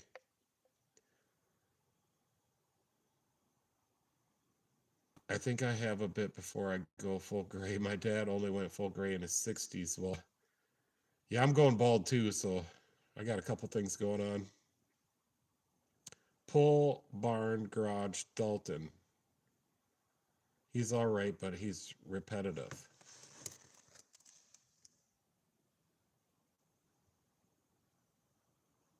I'm telling you, so sometimes I like to learn things. So I've had so many people in my life that have taught me stuff, and one of them just found out I have my own shop. So I used to work for this guy, I don't know, 35 years ago, and now he found out I got my own shop, and he's gonna bring his car in here to get an oil change done on it. I don't know if he scheduled it though. He did come in here and get a battery terminal, and I just gave it to him because he's given me a lot in my days. So Michelle says I take pictures with my phone and date stamp on the photo. Did you take pictures of the service engine light on these cars that come in? What about this Lexus? The service engine light's on, the ESC light's on. There's a whole bunch of lights on this dash on this Lexus. So I think I will take a picture of the dashboard in the Lexus. It's not buffering when I'm watching it here. I won't learn from Dalton. I pick up on some of the easiest or the weirdest things too to learn about.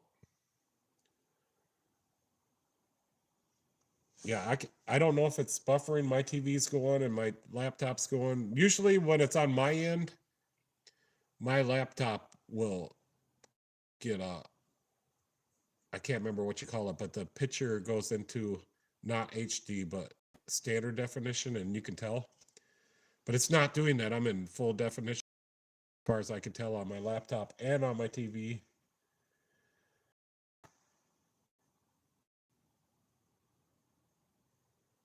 No, no, no. Now it's not buffering, but it on my end, but it does look a little funny. Like I'm not in HD. It's probably on my end. Our internet has just been terrible. Terrible. We got Metro. Yep, now it's buffering on my end, so it's gotta be me.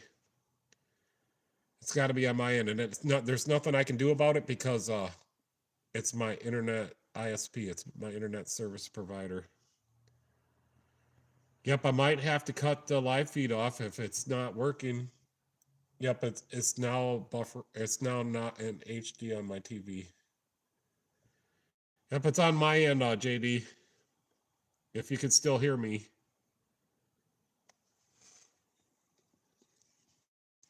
But it comes and goes. Like I'll do like 100 speed tests in a row, and I can watch it like go up and down. Michelle says I was buffering, but I'm not on the Wi-Fi. We have T Metro. Yeah, well, we're using the T Metro internet box. I never had no kids. I got 3 hair transplants. One in my late 30s, 2 in my mid 40s. Yeah, I don't have no kids either, but so you had to get a hair transplant? I guess I don't know what that is. I didn't mean to laugh. I was just laughing as I read it. That doesn't sound that. Oh well. So you got something like Bosley, where they put hair in. Yeah, I'm just gonna have to go bald. That's why I wear my hat, and I'm self-conscious about it too, quite a bit. Like I don't like to walk around without my hat on. I'm very self-conscious about taking off my hat.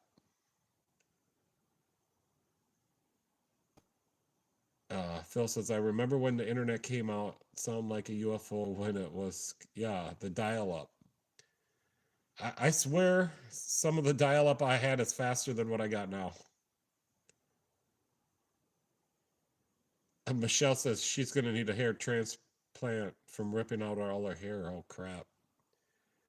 Yeah, she's probably got the panel on standby. Yep, the dial-up modem. AOL. I never went to No Bosley, Mexico. Yeah, it's better now. It goes up and down. Now my stuff is back to HD. So it was on my end. Dog, I can remember BBS before the internet. BBS. Can you refresh me on BBS? Big better shit. The dog. M1Y5B. BBS before the internet. British Broadcasting System. I don't know. I don't know what they had before the internet. Nothing. Bulletin board system. Okay, see? Thanks, JD. I'm telling you, I was born underneath the rock, and I didn't get out of from underneath the rock for a long time. My mom sheltered me. So I spent a lot of time in the garage helping Dad. I'll tell you that. Dad was always did our own cars, whatever they needed. That was before my time. Bulletin board system. That's good. I'm gonna have to remember that. Thanks, dog. Don't you remember Al Gore invented the internet? Yeah. So they say. I think it was invented in CERN for sending messages.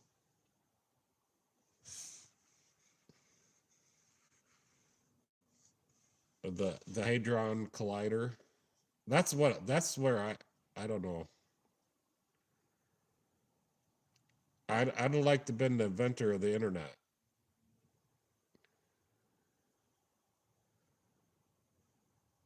Dial-up computer.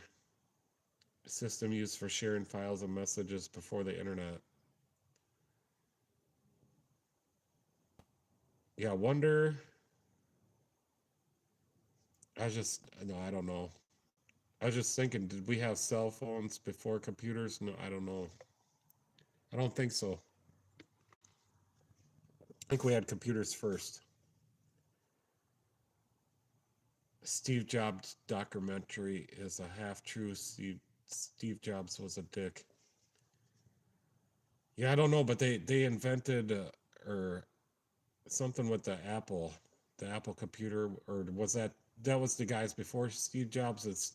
Steve Jobs was the Apple guy. Is that how it went? No, the internet. We invented the internet. Pretty sure. Yeah, the founder of Apple. But who were the two guys in their garage that made the Apple? The Apple computer, the first Apple computer.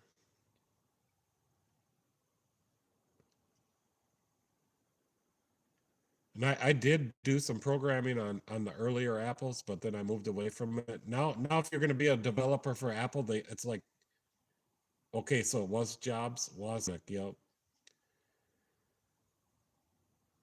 Now, if you develop apps for Apple, they charge you like $200 a year. At least that's what it was a couple years ago. It's probably more now. But if you develop for Android, maybe that's a thing. So to keep all the scammers out of making apps. But I think you can privately make apps for either one, so it wouldn't matter. No internet people got their phones shoved in their face when driving. Yeah, Ashton Kutcher played Steve Jobs. Also, there's a movie. Yeah, at James or Jeff Rose live feed. I didn't know half the movies you guys were talking about. I just know Cannonball Run and like Smokey and the Bandit. I never watched. I don't think I've ever watched a whole the movie with the Dodge Charger and the whatever that's called. I never watched the whole thing.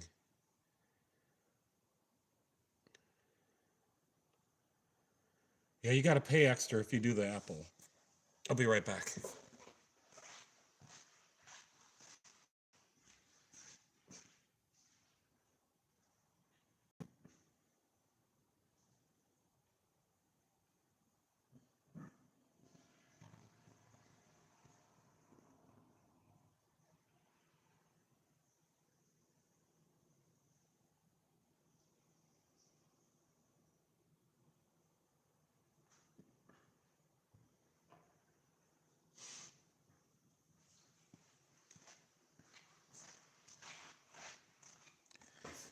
Yeah, I remember that movie with Woody Harrelson and it's something with they had basketball.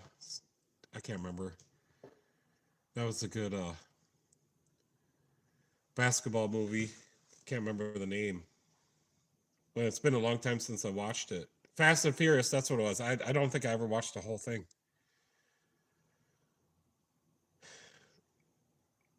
Man from Toronto with Woody Harrelson. I don't think I watched that. I did watch a Clint Eastwood movie that had a Gran Torino. Yeah, the Gran Torino. I've seen that movie.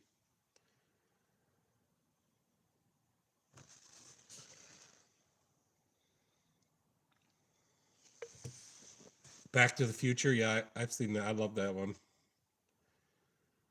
Yeah, the basketball movie with Woody Harrelson. Wasn't it Woody Harrelson? White Man Can't Jump. Yeah, that's what it was. Well, I like that movie. I've seen that one.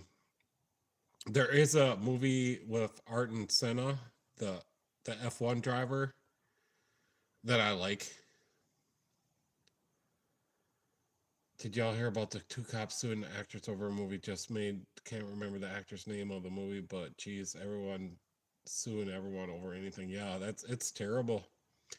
Money's getting short out there, and people are doing whatever they can to get money back, and they're suing everybody. Yeah, don't sue people unless it's something that's should be sued over. Michael J. Fox, damn, that guy is rough. Yeah, I don't think he's in very good shape. Parkinson's or something. Yeah, that's too bad. One of the guys when I was a kid owned the gas station downtown. When I was a kid, we don't have a gas station there anymore, but used to get my bike tires fixed there, the lawnmower tires, and it was only like $3. But he died of Parkinson's. Yep, I think I watched all the Back to the Future movies. I like the Days of Thunder movie where the car scene is where they're bashing the cars.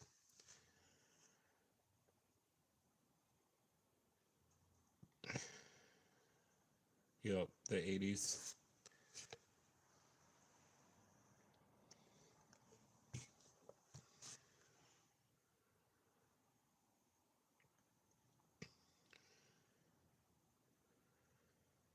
Leisure says it's all due to brake cleaner. Well, I don't know about that. Maybe I do. I am gonna say this. I use too much brake cleaner, and we're almost out. Yeah, your dad had Parkinson's. That's it. Hope that's. I'm sorry. That's bad. Is he still alive? I think he said had. So I don't want to assume anything here.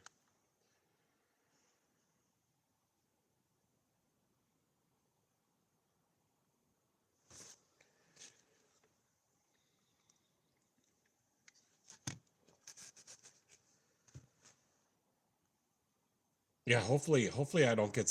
I know some of the brake cleaner I spray in here, Michelle gets really sick.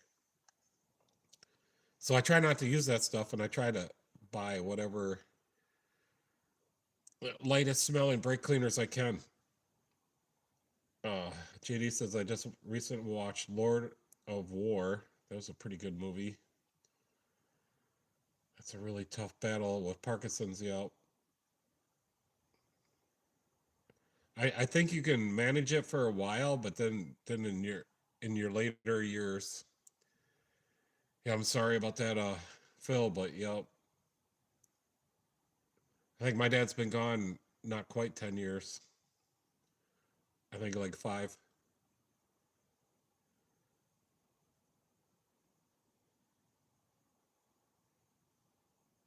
Yeah, so hopefully the brake cleaners are not causing any health concerns. They could be. Like maybe I'm getting dumber.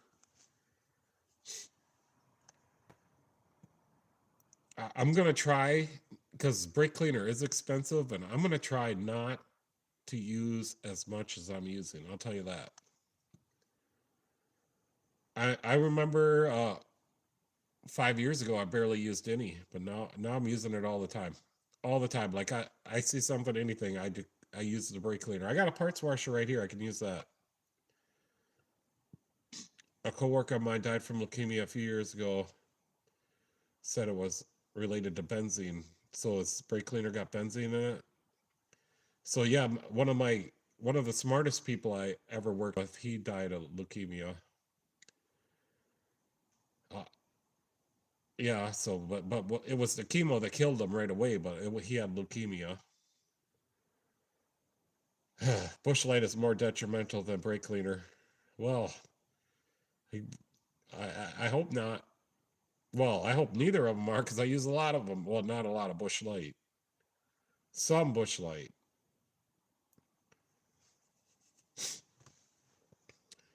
Yeah, there's anything out there can get you now. Don't drink the water, that's for sure. That's when I was in a shop.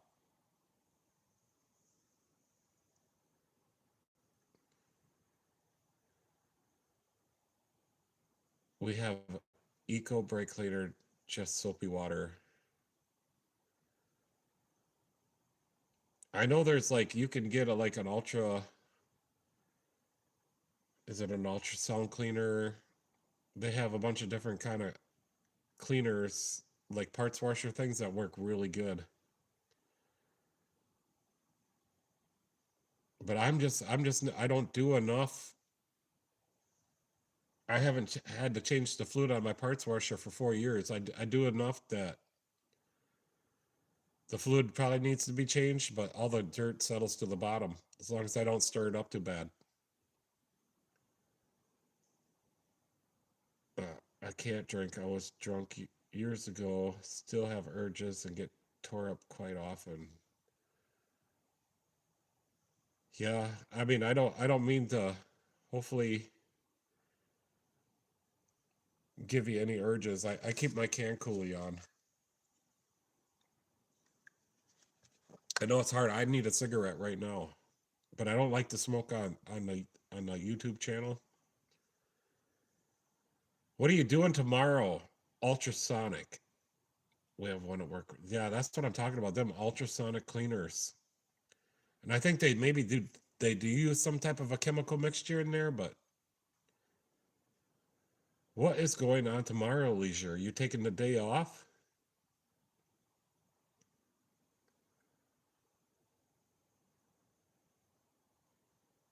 I think we have a welder addiction. I buy one every 3 months. You got a lot of welders? I need to buy a welder. My old welder, MIG welder, is just she's getting tired. She don't work on setting 3 anymore. Think about Daisy Dog. She's sober and cute.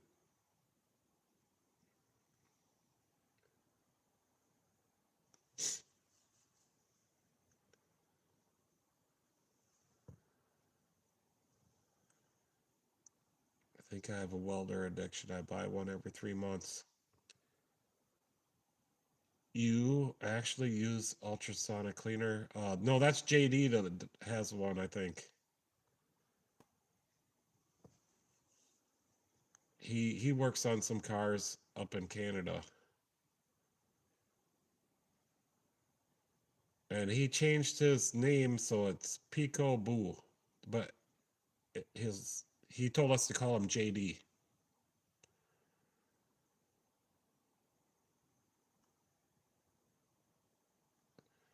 You can the best. Oh, TIG, MIG, flux, stick, oxy. Oh, yeah. So I got TIG, MIG, and a jeweler's torch, which I could barely braze anything with that. Like I could silver solder with it. I need to get. I was a very good oxygen acetylene welder when I was in school.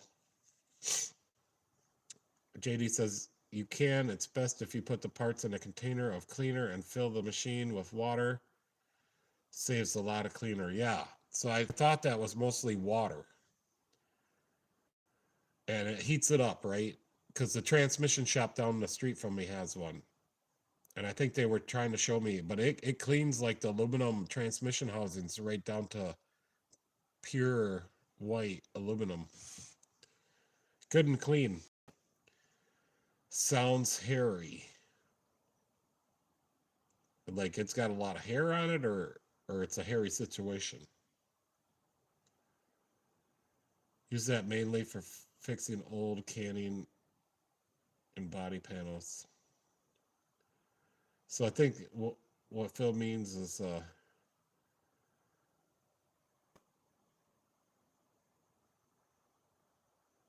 oil canning. Yeah, yeah. So the little pop when you, and then you can heat it up a little bit and get that pop to go away. Yeah, yeah, you're into the body work then if you know can do stuff like that. So it's almost like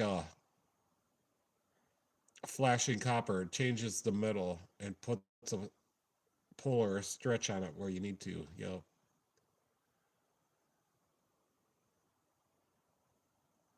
Yeah, it pops in and out. Yep. That's what I was trying to say. I know what you were talking about. My coworker uses it to clean out carbs. Yeah. Oh, the old carburetor cleaner. I don't think you can get that anymore. That eats your brain.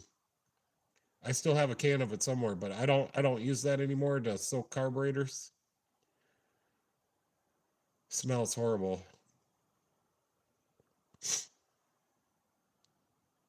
Leading. Yeah, the old cars, the bodywork was lead.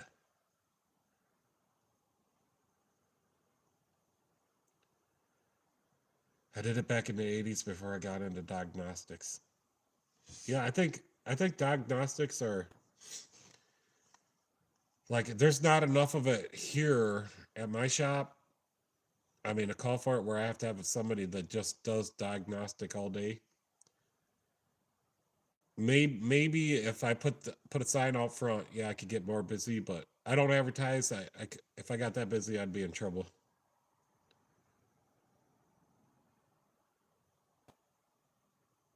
Wish I stayed in it, would have made a lot more. Yeah, but it's worse on your health as far as like all the fumes and the dust. And when I worked at a body shop, I got sick a lot too. I was always breathing in the Bondo dust or the paint dust, the Bondo dust, and all that. I'd get sick a lot.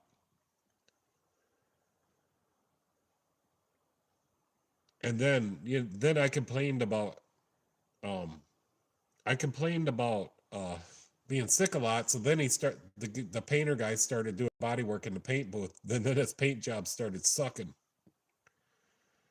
Wow, Michelle Daisy sent me $1. Well, thanks. What's your question? I'll answer your question. You sent me $1. Well, she's just trying it out. Yeah, I wonder where the dollar goes. Body work pays good. Yeah, my brother went to school for body work, and he got out of it for a long time, and he's just finally getting back into it again. He does a farm service, uh, mobile farm repair. But anyways, on the slow times in the winter, he's doing body work on cars, and he just did one. It was a Progressive insurance claim. I guess he just got it done. Stud welder got a few of those. Yeah, those work really good. I remember those back in the day. You weld those little tabs on and pull out the dents. Yep. Then you just grind them off. Actually, I could use one of those around here. JD, the shop I work at is mostly tires and brakes. Getting tired of that. My body can't handle much more. Back issues. Yeah, yeah. The trucks on them now. The tires are too big. When I was working in between my shop when Dad died, I got a job at a shop in Spring Valley, and the tires are too heavy. And then wrestling around on the tire machine because we did oil changes and tires. And then when you brought your car in for an oil change and tires, we would look at your brakes. We'd do a whole inspection on your car for free, a digital one. And that's how we made our money. Because you would, if I did the oil change and I found out its brakes was bad, I get the brake job. I'm sure that's how it works in all the shops.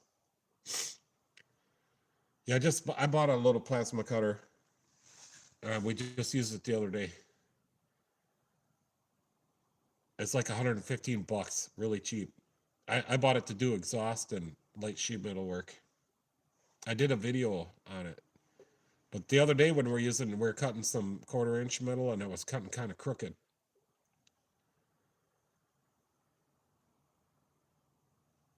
Yep, that I did. I bought it for doing exhaust, like I could whip around the pipe.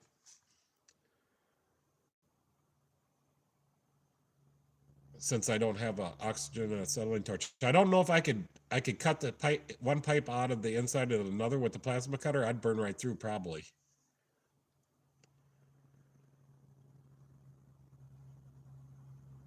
I wasn't into collision, mainly rust repairs. Yeah, so you gotta come back up here, Phil. There's all the cars are rusted out and everybody wants them fixed. None of the body shops around here will do rust repairs because they don't last. Yeah, I'm dropping the vehicle down using a bar to wrestle the tires on now. Yeah.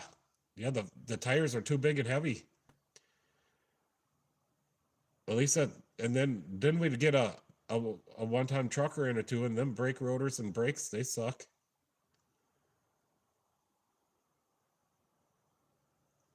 Yeah, it's a little well, let's just go look at it. So it's like $100 and some bucks. It's on the bottom over here. That's my MIG welder. A reboot. Yeah, it's a reboot. And it does take a lot of amperage. Like it was tripping my breaker.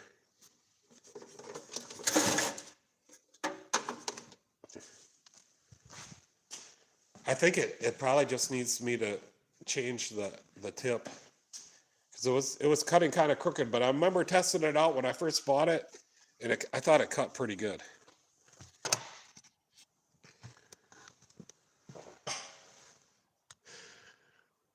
Cheap Chinesium repair panels, yeah. Thanks, JD. I do the best I can. It's an old shop from way back in the 50s. There's been a furniture, a cabinet business that was in here, and there's still sawdust everywhere. There's been a small engine shop, a repair shop, a body shop. Yeah, this used to be a body shop over here, the paint booth.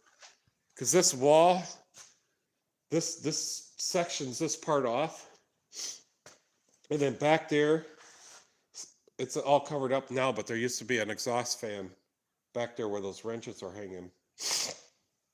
So it would draw all the paint fumes straight out the back. And then this is actually a big door right here. And this can slide and shut and close that part of the building off. So pretty interesting. There used to be a paint body shop in here. Well, I bought it, and I paid double what it's worth, and I even called the county the auditor. I called him or he called me wondering about the building, and he's been here. And I explained the situation that I paid more than this building's worth, so you can't tax me on that. And he's like, well, that's not how it works. He's like, it goes off every 10 years, we'll estimate the value of your building. So what I'm paying right now was what was estimated however many years ago they were here. Yeah, so I've never had to shut that sliding door, but it can shut. It's functionable right now. You could sell it, possibly break even. Yeah, no, right now it's worth what I paid probably, because I fixed it up in here, and somebody would, if I wanted to sell it, somebody would buy it, and I would make money.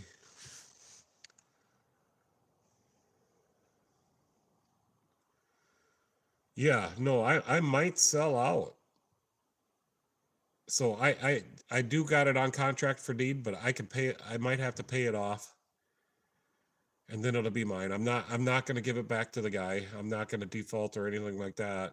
I'm going to pay it off, and I think I can pay it off either by this next winter or next summer. I'll I'll have enough where I can pay this off. Or I could sell my house because my house is completely paid for. And if we go into the motorhome and go down to decide we're going to move to Florida, I'll sell the house and then pay this off. And then figure out what I got to do with this. Yeah, so every 10 years they come around and they walk around and they survey your property and they take pictures.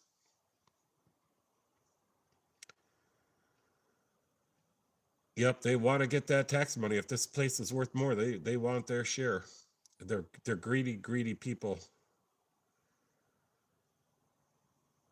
Yeah, well, it was so full of like dried up paint dust. I took it out and covered it up the wall. But I don't have an exhaust fan and I need to get one. My insurance company wants me to get one. And I ain't done it yet. We just cracked the doors. I've been doing this all my life. Nobody's gonna die. Michelle does say she gets sick from the fumes, but I don't know if I believe her. I can get like a portable one to put on the exhaust pipe and run it out the door, but I haven't done that yet either. Or a hose to go straight out the door. But I'm gonna get both. I'm gonna get a hose that goes out the door and an exhaust fan in here.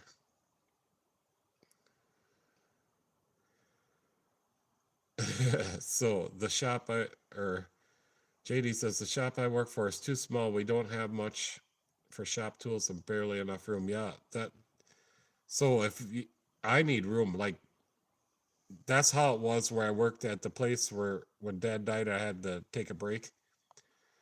There wasn't, if you brought a toolbox in there, that's all the room you had, and that's not enough room for me to clean off front engine covers and set timing components out and do a timing job. It just was suck. Everything had to go on the floor, and I'm older. I don't want to put my stuff on the floor.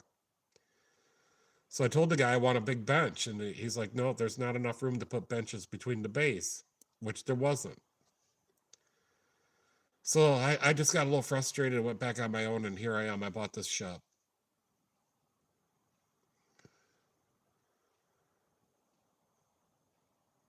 Yep, I don't have the weighted 19 millimeter socket though, Michelle. We got to get a 19 millimeter weighted socket, so it's just a huge thick walled socket. Phil says got a frame rail to do on one of my Ohio. He's coming down here June.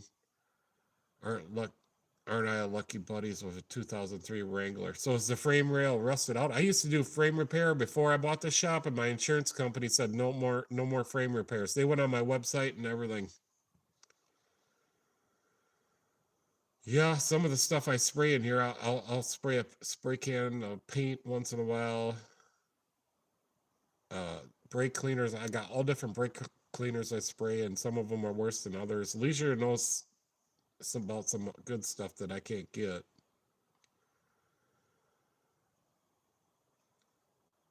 Yep, some of the chemicals pretty potent. I remember the old carburetor cleaner, that stuff I didn't like. The rear trailing arm brackets where they rot off, okay. I know they do on like the Dodge Dakota pickups. No, the Trailblazers, Chevy Trailblazers, that trailing arm bracket rusts right off. So it must be the same thing on the Jeep. Yeah, so the other thing about doing frame repair that I couldn't handle is I didn't have very good mask. And even if I did wear a mask in the summer, it's hot. So I just breathed all the stuff in and took a couple years off my life. So that's why I don't like to do it. Because I coughed this stuff up for a week afterwards or 2 weeks. But I gotta finish my Ford F-150 needs the frame fixed still, and so I should get the exhaust fan going. Basically make a kit to slide over the frame and weld it. Yeah. So I bought that kit for my F-150, but I ended up like chopping the whole kit up and then just welding it all in solid to the frame. And then now the welding shop downtown, he makes all the pieces for me. He can make U-channel, angles, whatever I need. Yep. Dorman makes the F-150 frame kits. Yep. And I think there's some other ones, but maybe they're just knockoff Dorman ones. Under the threat of the paddle. Yeah, so I don't cut the rust out, or I wasn't cutting it out, but I'd grind it down. Yeah, I'd cut it out, so, but not all of it. And then I'd grind it off, and then I'd patch it in. And I'd done, I don't know, seven or eight frames. Rust Buster frame repair kits. Let me see. I just wish my insurance company didn't see, because I did a good job on these frames, and all the trucks that I've done they come into my shop and they're still good. I was doing a good job for people. My insurance company just said it's too much liability and not to do it anymore.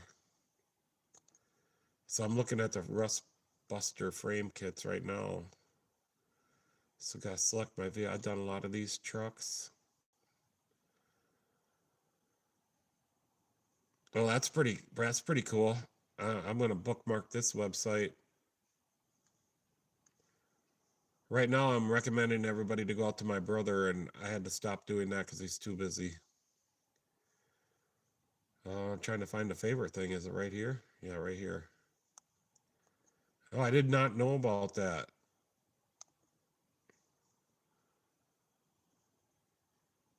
Thanks, JD. That looks like some good stuff.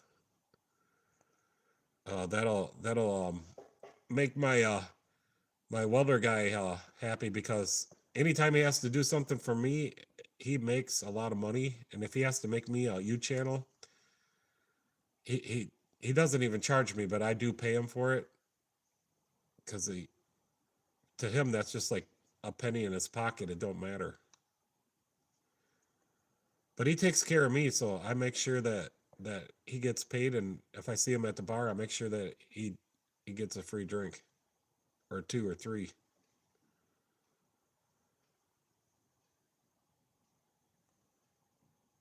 Yeah, it's just too much for my health. All the grinding and all the rust dust and all the welding smoke, and then I treated the frames too, so. But I have to tell you, all the ones I welded up, and I got videos of some of them that I'd done, and they come back to the shop every once in a while, and I check to make sure they're still good.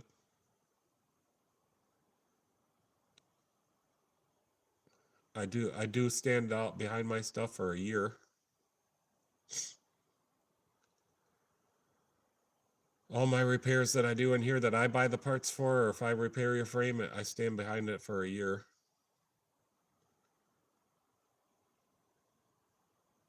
Yep. I don't know if I get sick, but I cough the stuff up for a whole week or two. So I'm always coughing because it's in my lungs.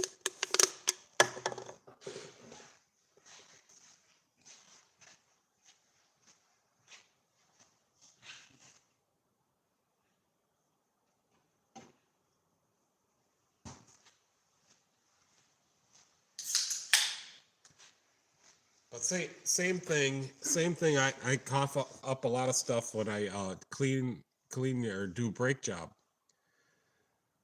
So you got to clean the hub, all that rust on the hub, all the corrosion on your wheels. I got to clean all that off.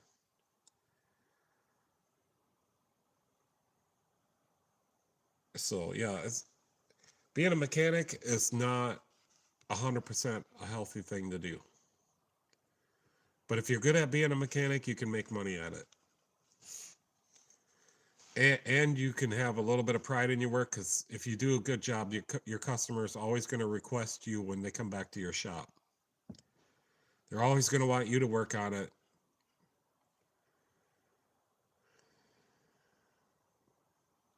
So you can't use a plasma cutter on your buddy's Jeep. He undercoated it. Well, just scrape it off a little bit, or will it start on fire? Yeah, you don't want a fire under there. and it'll smoke and smell really bad. So is that what you're talking about? Book time, I get cutting bad for that flat rate, guys. So book time, I'd get getting cut bad for the flat rate guys.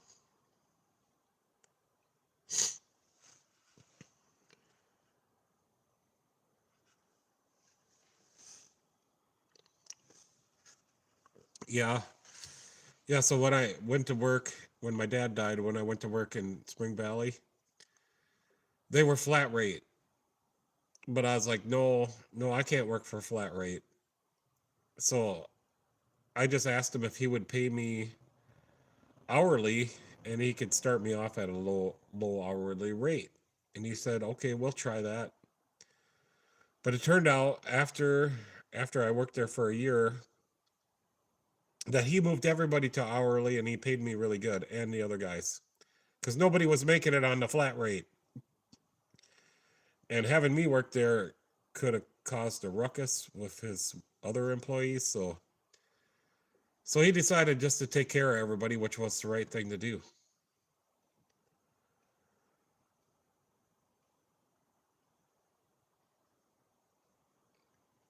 Yeah, so now shops, I guess, from what I understand, pay flat rate and an hourly rate altogether. So if you're really a hard worker, you're going to make a lot more.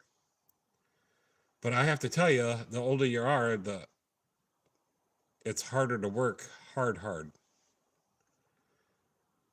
Flat rate is good if there's nonstop brake jobs. So yeah, I noticed in my shop, I want to do more brake jobs.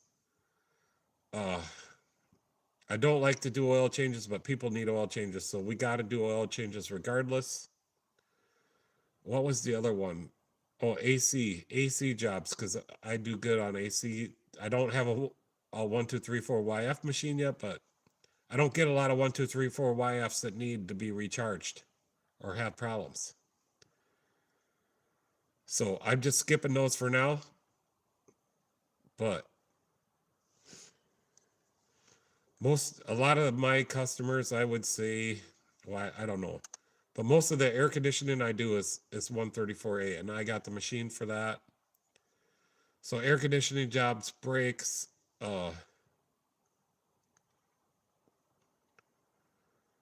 wheel bearings. I can make good money on wheel bearings.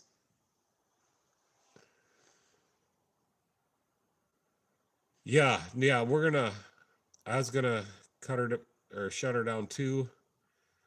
I think I started around 8. Suspension work, yeah, not too bad on suspension work. I do struggle on Dodge or Ram trucks. It seems like all the Ram trucks I get are 2500s and the bolts will stick in on a Ram. I don't like to do like I don't have some of the tools I need to get them stuck bolts out on a Ram on the shock in the front. Yeah, thanks Phil. Yeah, I'm gonna cut her down too pretty soon. Shut her off. Nice talking to you. Thanks for coming, and hopefully you have a good night, and think about that YouTube channel.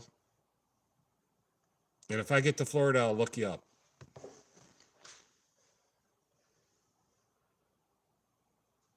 Well, if you're going to retire in 3 years, think about the YouTube channel.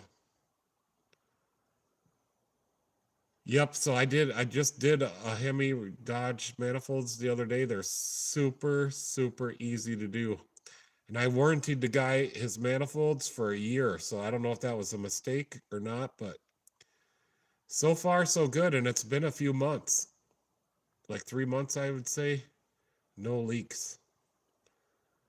But I do a little trick on the gaskets. Maybe someday I'll have a video where I show everybody how to make them so they don't leak anymore. Actually, on the modified, we don't even run gaskets. Yeah, no, I done some 3.5 EcoBoost turbos. but we put the good manifolds on, or the aftermarket ones that have the extra bolts. So that solved that problem. I got to do a 5.4 on Michelle's Expedition. And if my pickup engine ever gets a leak in it, I'll do that immediately because I hate exhaust leaks. We'll see, Daddy. Daisy came in to see. I do a lot of Chevys. I just did one the other day. I didn't even have to take the manifold off. It had a broken bolt on it and it was just starting to tick. I pulled out the welder and welded a nut on the end of it, pulled that bolt out, put a new bolt in. I keep the bolts right on hand right here. I put a new bolt in it. It was on a Saturday for an oil change. The guy didn't even ask me to fix it, but I fixed it anyways, and I charged him just a little bit of money, not very much at all. But man, he was so happy. He's like, "You fixed my exhaust leak?" And I'm like, "Yeah." I didn't even have to take off the manifold. Oh, he was so happy. So a lot of times I don't ask to change a light bulb or to pull the welder out and fix a broken exhaust manifold. And you know, if they complain at all when they come in, I don't charge them. I'll take it off the bill. But if they're happy and they don't have a problem with it, so I take that risk once in a while. But yeah, that Chevy, I fixed had a popped off bolt. It was right in the front, and I'm like, this is going to be super easy. I can get that bolt out in like 2 minutes. So I did, and I put a new one in, and he was so happy. And he ended up bringing me all of his cars now, so that's good. Well, don't forget to show everybody that Daisy wants to say goodbye too. Yep. So since we're getting ready to go soon, Michelle brought Daisy out here. Daisy, she's got a big bone over there. One of my customers brought. Look at this. One of my customers brought Daisy in this huge bone. That's way too big for you. She said, "That's not looking." Can they see her? Yeah, they could see her. That's a big bone. She likes her. Crazy. So all my customers like Daisy, and they all bring her treats. And the UPS guy brings her treats. All my reps bring her treats. The mailman loves her. That's her new bestie. Yep, the mailman stops and pets her now. Yeah, that JD, that is kind of funny, and it is completely true. I'm just trying to think. Yeah, maybe some of the foreign cars, the older ones, did have some leaks. I think Honda, maybe. No, maybe not Honda. What am I trying to think of? Isuzu always had, of course, they got bought out by GM. Yeah, one of my customers brought that in for Daisy. They always take care of the Daisy dog. And she likes being out here, as long as it's not too cold.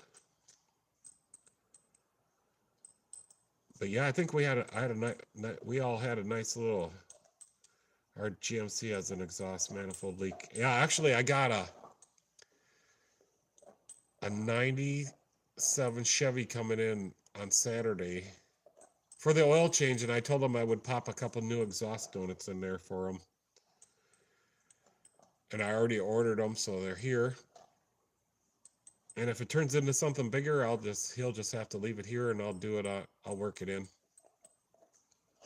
Yeah, 2001 Expedition needs exhaust manifolds. So I'm not sure if it needs manifolds or if I could just put gaskets in there. Sometimes the manifolds will crack, and then I just replace them.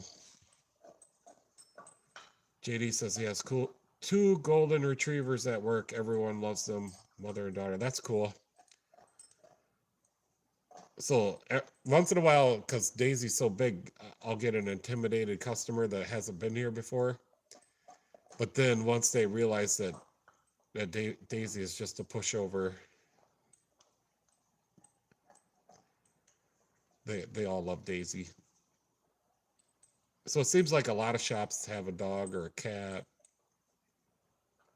So I think that's the norm for mechanics and shops and Junkyards always have dogs, or more for to keep the looters out. But I think I am going to call it for tonight, and then I will have the normal style live feed on Thursday at 7 o'clock. I'm not gonna schedule it because the last time I scheduled it, nothing works. I can't. Ned Dasher, 2012 Explorer steering issue, no communication with the angle sensor. So does it have can you communicate with the okay, so it's going to need a rack and pinion, but can you communicate with the power steering control module? And does that have any codes? And what are the codes that it has? So a 2012 Ford Explorer, the steering angle sensor is at the top of the rack and pinion. It's not replaceable. So you could check the two little wires. They run from the angle sensor to the module, just to be sure that a mouse didn't chew the wires. But I've done a couple of those, and usually it's so I did get one in, and it turned out it needed alignment and tires, and that took care of it.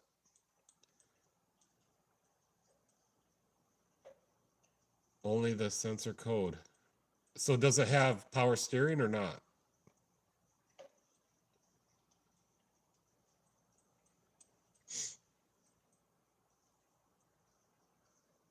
No power steering. So yeah. Are the tires wearing funny, and the tires good? Because the one I was able to fix without putting in a power steering rack, all it needed was an alignment and new tires on the front. But then I had to clear the codes a special way to get the power steering to come back. So I don't know if you could unhook the battery and make the power steering come back.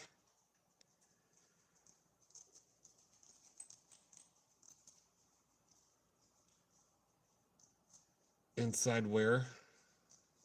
No. No, the modules either go bad or the wires go bad from the angle sensor to the module, which is on the power steering rack. Usually it's the module go bad on Fords. Usually like the Ford Fusion, you're gonna have to replace the rack. But I did do a 2012 Ford Explorer, and it turned out it just needed alignment, and it had the angle sensor code too. But after I did the alignment and got new tires for the front, because I could reset it in with my computer, the scanner, I could clear the code off, and the power steering would work again. It took like 4 tries to clear that code every time, but turned out it just needed alignment and tires.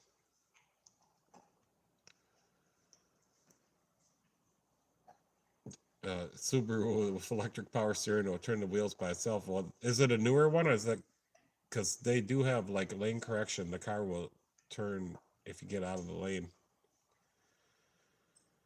Have you ever got the power steering to come back by unhooking the battery?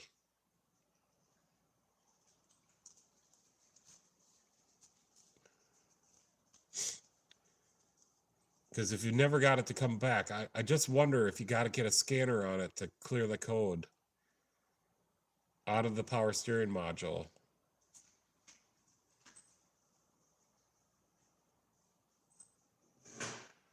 The housing, so on a Subaru, the housing cracks and messes up the sensor. Yep. I haven't run into that, so thanks for letting us know about that, JD. I'm just not convinced it's your rack opinion on that Explorer, but Fords in those years are known for those racks to go bad. And I'm going to tell you that I got one off Amazon and it only lasted a year. So the best ones I get them right from the Ford dealer. But yeah, I understand that they're more expensive, and a lot of times they don't even have them in stock.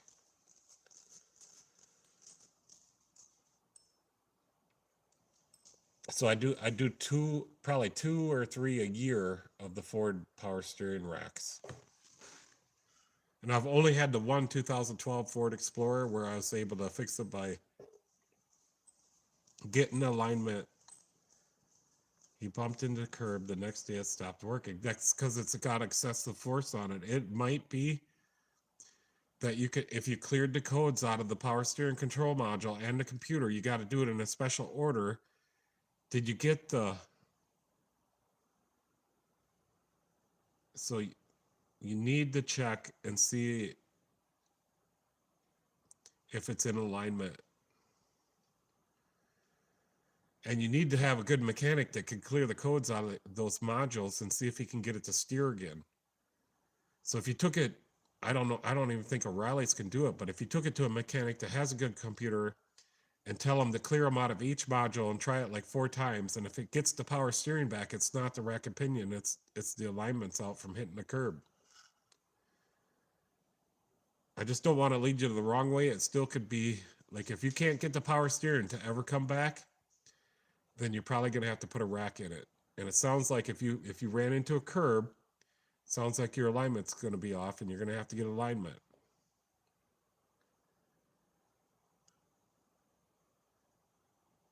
So usually JD, the fuse, there's no fuse usually for the, it's, if you do have a fuse on a rack and pinion, it's going to be a big one.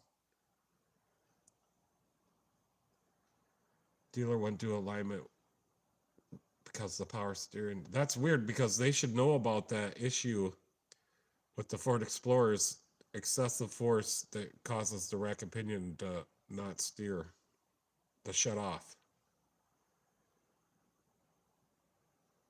Yeah, so the dealer might be like some of my dealers around here, they just want to put a rack and pinion in it. So if they put a rack and pinion in it, yeah, that's, and it's going to do the alignment. So you're going to get both and it's going to fix it. Yeah, for sure. But which one is causing it,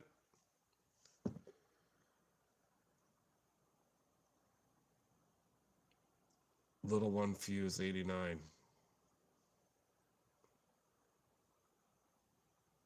Okay, yeah, they might have a fuse that runs the module, or that obviously it does. Ned's said it does. But if you can, it'd be interesting to know, can you communicate to the power steering control module on a bi-directional scanner?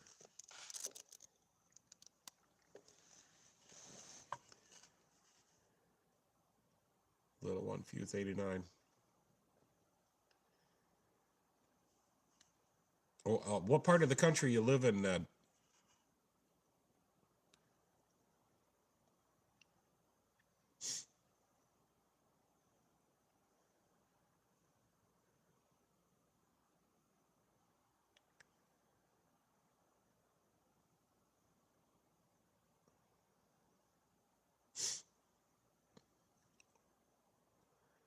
Northeast. Yeah, you're up there with Rob and Leisure. Take it to Eric O. He'll fix it. South Main Auto.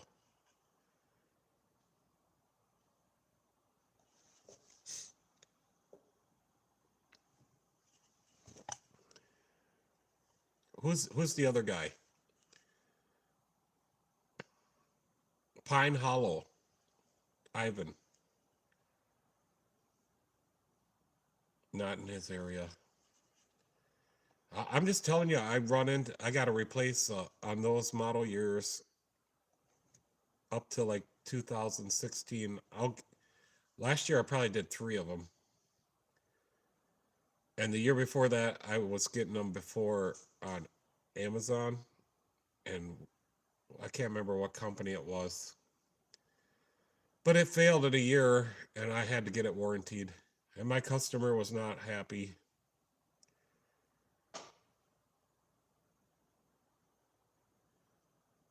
New Hampshire. Okay. Check engine clunk. JD says.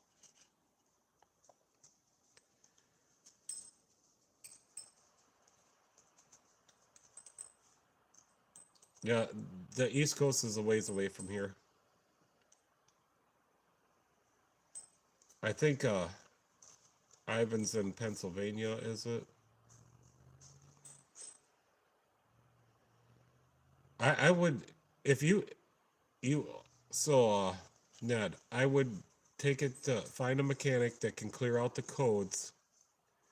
Hopefully he doesn't charge you. But see if you can clear out the codes on the power steering control module and the computer and do it in vice versa order and see if the power steering ever comes back on your Explorer. If it does, I don't think the rack is bad. If he can never get it to come back, sure, do the rack, do the alignment, and it'll be fixed.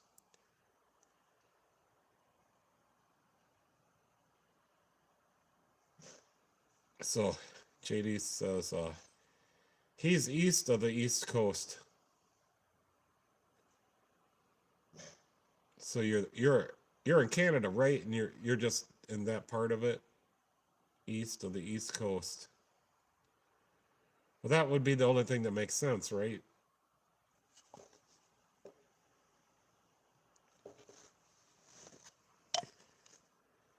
Well, I think I'm gonna Nova Scotia. Yep. Almost an island. Well, I think we were just gonna call it when I got when Ned gave me an interesting, just trying to help Ned out a little bit. So that's what I did. Try to get the codes cleared out of the power steering control module and the ECM and doing it both, clear them both ways. And see if the power steering comes back. If you can't get the power steering to come back, it's got to be the rack. And the steering angle sensor on that, I know there's some videos and you can buy one, but it's in the top of the rack and pinion where the steering linkage goes onto the rack and pinion. It's in that part of it, and a little wire runs down to the other side and goes straight to the power steering control module.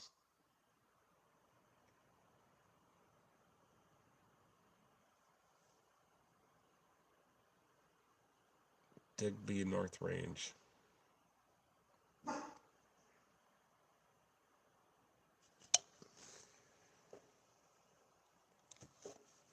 Well, the dog is barking at me, and I need to go in. It's Michelle's time now, so just thank all you guys for coming. And Ned, I hope you get your power steering fixed on your Ford Explorer. And I know you can't drive it without power steering. You got to have it working. And if you do get an Amazon one, hopefully that works better than the ones I got. So I'm gonna cut her out for tonight. Thanks, JD, for coming, and thank everybody for coming. And I learned a little bit tonight, and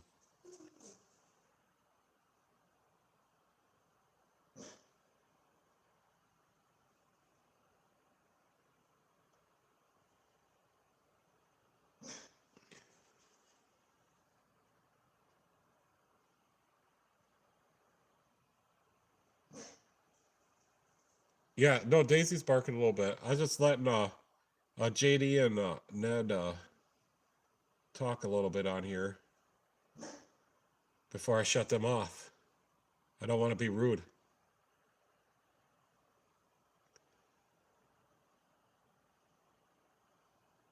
Yep, thanks for coming, Leisure. Hopefully I'll see you on Thursday. Thanks for all the comments too. I love them. Yep, be back on Thursday night at 7 p.m.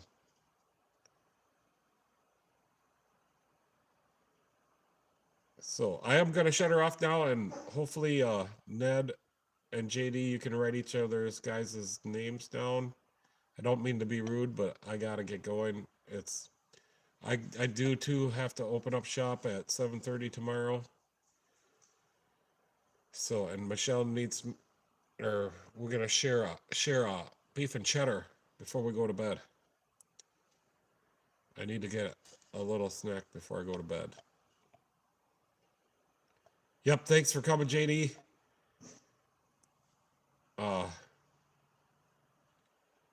Hopefully, Ned, you get your power steering work. If Rob, if you're still in here, thanks for coming. And Phil, thanks for coming. And